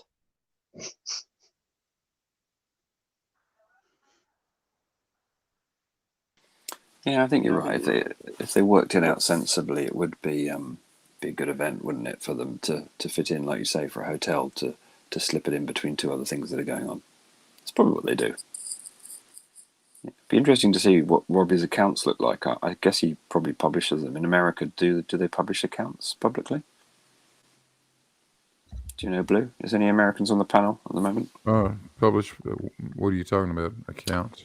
So in the UK, if I ran a business like this, like doing flat earth conferences, I would have to publish my accounts. So at least someone could work out my revenue, some of my expenses. You could see them publicly in the UK. No, So we live in a free country. We get to keep shit secret. Right. Interesting. Really. Okay. So you don't publish your accounts at all then? There's no public display of accounts for any business.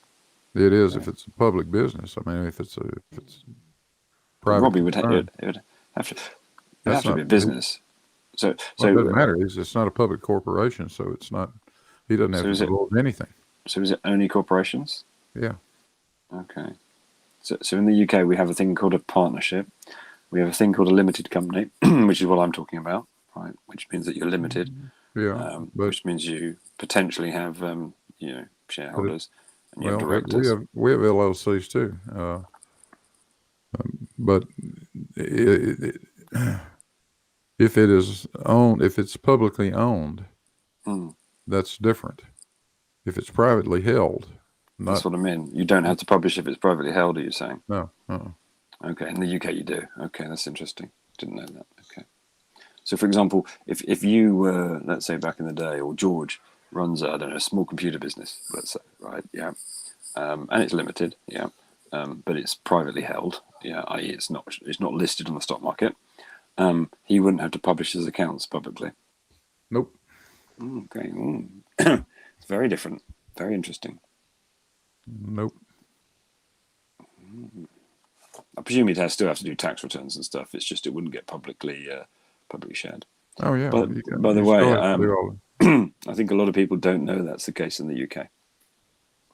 Because I do it all the time. I do company searches all the time, but I think a lot of people don't know that's the case. A lot of people don't even know that Companies House exists in the UK. Never mind that you can do searches on people on it. Yeah. I agree. It's probably just because I run a few businesses, so I know. Yeah, if you're proprietary limited here in Australia, you must release your at least your end of financial year statements. Yeah, I mean, as I say, so if you looked at my accounts back when I ran a business, right, you wouldn't find out a lot, but you would look at the major disbursements, so you'd know I was running a car. You could work that out from the accounts, right? And it would list my turnover. You know, it's what they call a summary version of the accounts, right? There is a detailed version as well, but you can't get access to that. But you'd be able to. It's amazing what you can work out from it. Do you see what I mean? If you look through accounts, especially over a number of years, you can work out how the business has changed and that. I mean, it's obviously a business skill to do that, but yeah, there's a lot published in the UK, especially if you triangulate it with other information. But you can look up Nathan Oakley's business when he had one, which he actually wasn't a shareholder of, if anyone's interested. Yeah, his wife and his father actually listed it back when he sold electrical equipment and that kind of stuff. Doesn't that depend as to whether he's allowed to hold the position? Because it's quite easy to get yourself in a position where you're not allowed to hold a position within the company. As a director, as directors and secretaries and only if you. Well, okay, depends. Well, I'm a director of a number of companies and my wife's a secretary, but we've never been naughty and never been bankrupt or anything. But you're right, if you're bankrupt, you can't. So there are things that would exclude you, yeah. But no other position of it.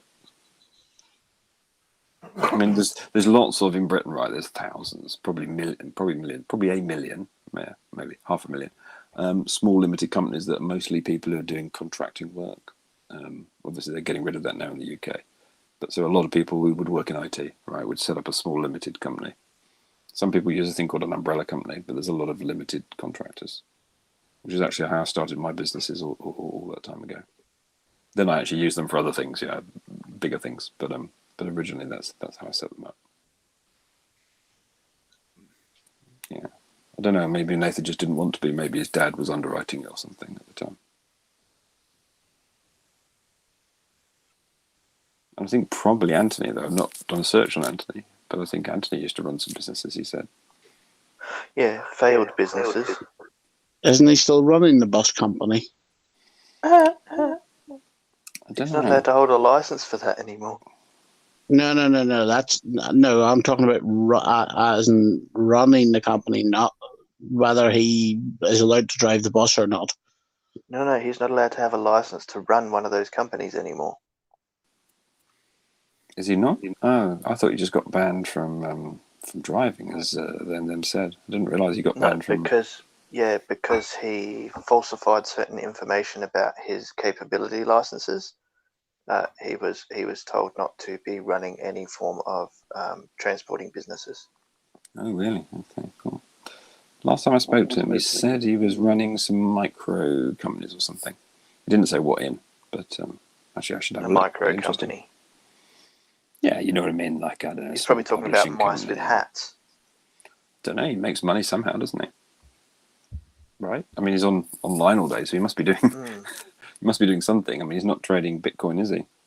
No. Well, his family's quite well to do from the impression he gives. Anyway, I think there's money behind him as such. Yeah, I don't think he's short of a penny or two, but it's an interesting point, you know, how people get to spend all day online doing this stuff. You know, as I say again, it's a very specific group, isn't it? Well, I at the moment I don't get to do much. I'm sort of laid up because of my foot being in plaster. Just admit it. You're just a lazy gimp. No, it's because I believe in the bacon earth and that I have nothing better to do than to promote the bacon earth for the bacon god. All right, that's an acceptable cause. Thank you. Well, don't let your foot hold you back. You could just cut it off. And hold me back even further. Sean G, please time out GPS for that last comment. That's just disgusting. Did he vegan bacon something? No, he put in an image about Anthony Riley, how Anthony Riley makes money, and it's just wrong.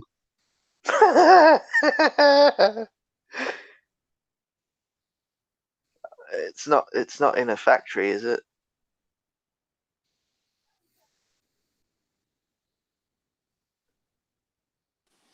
No, it's a term that's probably quite British, isn't it? Yeah. He walks other people's dogs at night.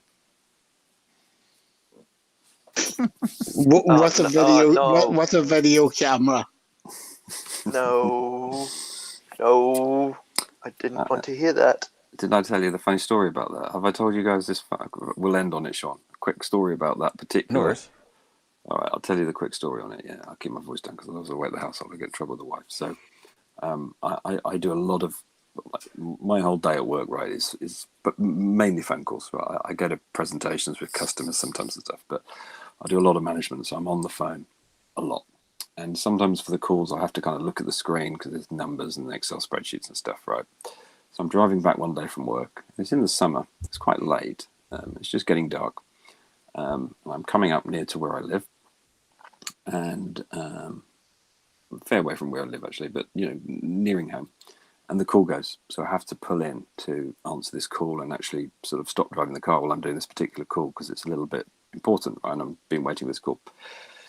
So I pull into this lay-by. You know what a lay-by is, right? In the UK, we have these things called lay-bys, which are like a place where you can pull off the road. And there's lots of lorries parked there. And sometimes there's like a place that sells food. This one doesn't actually have one, Yeah, but truck sometimes stop, we call them. Do you call them truck stop? Okay, yeah. But it's not big. You don't park up there. It's all in one line. So it's like one. Yeah, you could drive. Yeah, you can drive into it, and then you can drive out of it back onto the road again. Yeah. Yeah. So we call them lay-bys, truck stops, as you say. Park and ride. Park and ride. Okay, so I pull into this, and there's a few cars in front, and there's a couple of trucks up front, and I think people, I've seen people sort of nip out and go to the toilet in the bushes there as well occasionally. So I pull in, park up on the phone, talking away. Call comes to an end. It's just about getting dark now, so call comes to an end. Hang up the phone. I turn the interior light onto the car because I've either dropped the phone or I'm trying to write something down on a piece of paper or something, so the light's on in the car. And I think probably my foot was like on the, so I don't think I turned the car off when I parked. Yeah, so my foot may well have been on the brakes. The brake lights may have flicked on once by accident, just because my foot was there. Yeah, because I was about to start up and drive home. I'm sitting there trying to write this note down or whatever, and suddenly there's like 3 guys standing beside me on my right, and there's a guy on the left as well. And then this guy's knocking on the window. So I thought, fucking hell, where'd these guys come from? What the hell do they want, right? You know, it's a little bit intimidating suddenly seeing 3 grown men standing around your car. Yeah. So I wind the window down, and this guy's smiling at me. And I think, oh, well, maybe he's lost. Maybe he wants directions, right? Maybe he's foreign or something. And he goes, you all right then? I said, yeah, I'm fine. And he's smiling, like almost like he knows some secret, right, or something. He's like really happy. He's really smiling. He goes, you all right then? I said, yeah, I'm fine. You know, I'm just stopped to make a phone call. And he's nodding away and he's going, should we get in then? I'm looking at him like he's mad. I said, no. Why do you need a lift? He goes, well, not just a lift, mate. Yeah, and he's smiling even more. And I see that his hand's going down into the front of his trousers, right? And so because the side of the door is there, yeah, I kind of, you know, where my level is like below his crotch level, basically. But I see his hand going down sort of towards his trousers. And the other guys start grouping around as well. And I'm thinking, what the hell is going on here? So I kind of sit up in my seat a little bit. So I actually sit down. And this guy has unzipped his trousers. And he sort of flops something out of the front of it. At this point, I get the willies, right? I'm really scared by this point. Wind the window up, zoom out of this this place, right? And take off towards home. Because I've had enough of whatever was going on. I only find out later on, yeah, after asking a few people locally about this very strange experience, and they all absolutely took the piss out of me. Apparently, where I'd stopped is the local dogging site. And every Friday night, in this well-known area, yeah, just outside London, this particular lay-by is like one of the hotspots for dogging in the country. And apparently the signal is, yeah, for a male-to-male dogging experience. And I may have to explain to you what dogging actually is in a sec. Nope, you don't. Okay. You can guess, is to have the interior light on and hit your brake lights twice. So inadvertently, I'd given these signals out, which is why they came around the car and were very, very excited. By the way, I've never been back to that lay-by, as you can imagine. You did the I'm going to give you a thingy signal. Exactly. I did exactly that. I'm going to give you an oral thingy signal. Yep. Yeah, Toady. People, or here in America at least, any truck stop, park and ride out of the inner cities, you don't go to unless you're going to go to there. You go there to either sleep or interact. Really? Pretty much. That's my goodness. That's very well known.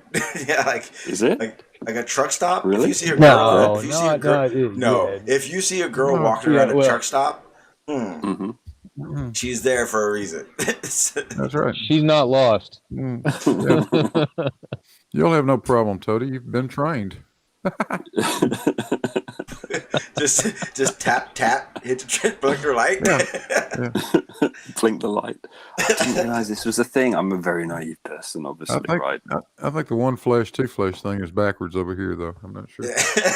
No. and like Toady, your naivety is gorgeous. You know, you guys have public heard about bathrooms, this, then. like public bathrooms. Don't go in them at night. No, bad. Oh, I don't think I'd go in a public bathroom at night anyway. I think I would have go behind a bush. It's safer. Yep. Goodness me, it's disgusting, isn't it? Oh, we got to do like a Toady the real world segment. I think you probably do. I have led a bit of a sheltered life. I think, an MTV special, Toady's Real Life. Yeah, Toady Street Smarts with a question mark. Tony, if you ever came over to America, I would. If you ever came over to America, I would totally take you around and show you all the ropes and everything around you. Yeah, that'd be awesome. Look, the thing is, how do people know this? Because it's easy to make a mistake, right? I mean, I literally did make this mistake, right? And it sounds like in America, it'd be even worse. Yeah, but I mean, do people talk about that normally? I mean, fuck yeah, we know exactly all that stuff going on. You guys are just desperados. Yeah, all you have to do is sit around with a couple of truckers at a truck stop, You can find out everything. eating breakfast, at 4 a.m. They'll talk about anything. Drunk Marines will talk about anything too. Yep, exactly. Right, I'll have to love you and leave you and go and get some sleep, otherwise I'll get into trouble. Well, All right, okay, Tony. so my story was not as shocking as I felt that it might be. Not to me, though. Tony, it was definitely shocking. We learned a lot. Yeah. Yeah. Toady, he's been all over the world, but has never been to a lay-by and pressed his brakes before. It's true. That's very true. I didn't know it was a thing. Never been to a Flying J in the middle of the night. No, that's right. Speak to you guys later. I just went for a shower and everything. I come back and I just hear Toady getting deep into this conversation about a dogging situation. I was like, what? How did this conversation get to here? Yeah, and you were like, I need another shower. I need another shower. Yeah, I'm gonna have to go and have another shower now. We learned that our Toady has no clue what happens at truck stops in the middle of the night.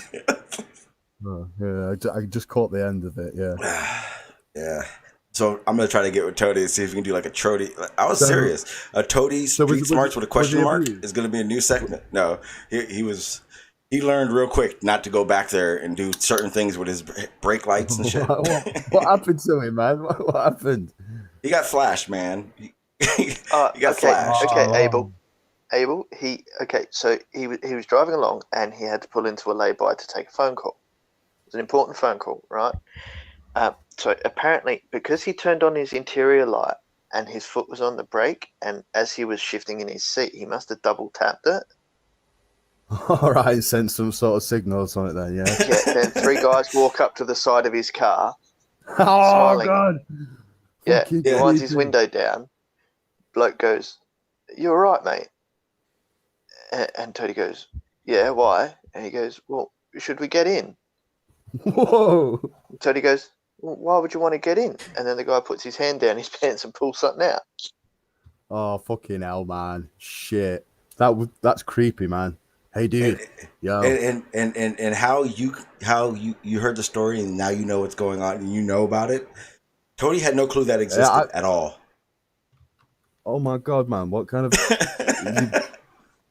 His wife got him on a tight leash. Very sheltered. He admitted it. He even admitted he thought he was telling that story to shock us all, and we went, yeah, you don't go to public bathrooms at night. You don't. Yeah. Stay out of cities after 3 o'clock in the morning. Yeah, things like that. You're going to turn down that wrong road and then boom. Yeah. Hey, and Dinky Didori in the chat, please don't Google Dotgreen. Nah, you don't need to. Dinky, no. There's no need. Google double queen. Someone's going to do a picture of Anthony at a lay-by soon. I can picture it. Learned so much today. So much. Guess our 12 minutes is up. Yeah. I gotta go get my boy anyway, so I do appreciate you guys being here. Blue has a new video. Look at that. Your channel out there for anyone that lives under a rock. Bot command, your bot command. No, I live on a rock.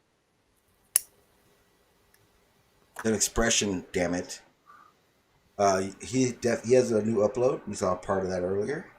Go check it out again. I'm gonna watch it again. So yeah, it's funny. Well, it's Anthony, so it's got to be funny.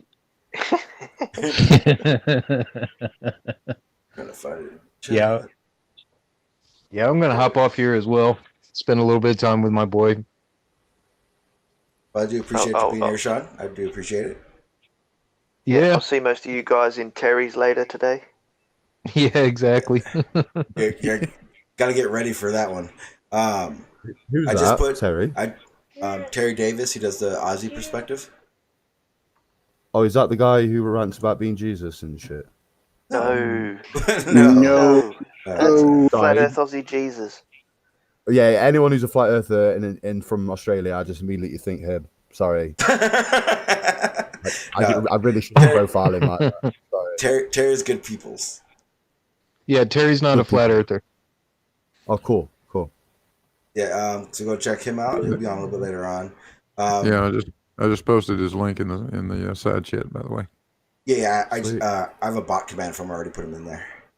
Okay, good. And then for Freeman, yeah. Or the internal chats, what I meant. Yeah. And what else? Trying to think of what else I wanted. Well, I remembered Toady has one now. That out there. I know Khalid, I made one for. I gotta change the command for it though, because I'm gonna put pro. But yeah, got all those links out there. Go check those guys out. I do appreciate everyone on the panel. That was fun day. Not just banter, nothing too serious. I don't like doing those more because hey, if we all think too damn hard about things, then our brains start hurting. At least some of us. And Blue, regardless of your showing yourself on camera, you will always be in overalls, straw hat, with a piece of straw hanging out your mouth. I don't give a fuck what your camera shows.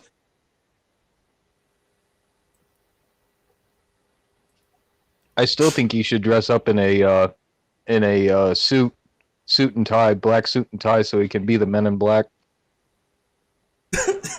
Why? I'm so confused.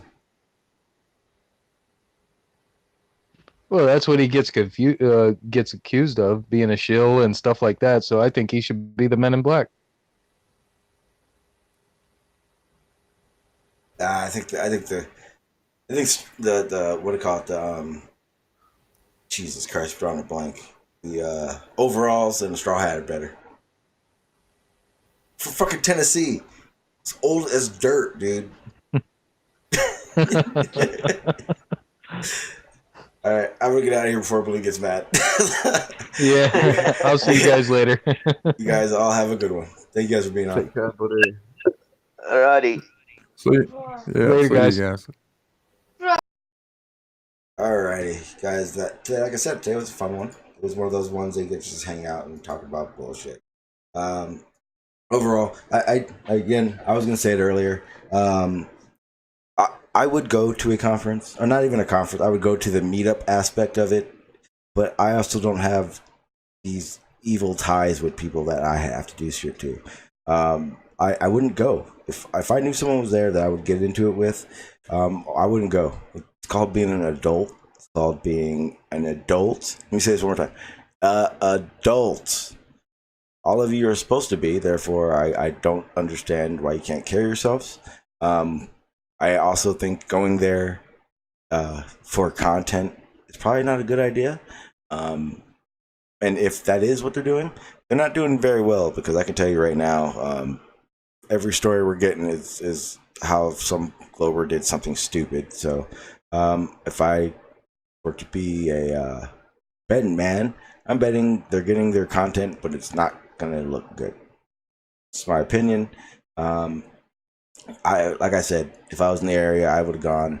I have no problem meeting. I think it'd be pretty damn cool to meet Chris and Travis and all these. But put a face to the name and everything, or the voice. But if you got ill intentions, there's no reason for that shit. Besides, you get aggressive on the streets. Too many things can fucking happen these days, and I'm not about all that. So, with that being said, guys, I'm gonna try to get Toady on here. We're gonna have a fun one where we just like blow his mind with reality. See how that goes. I'm still trying to find a rumpus. I haven't seen a rumpus anywhere to be found at all since this started going down.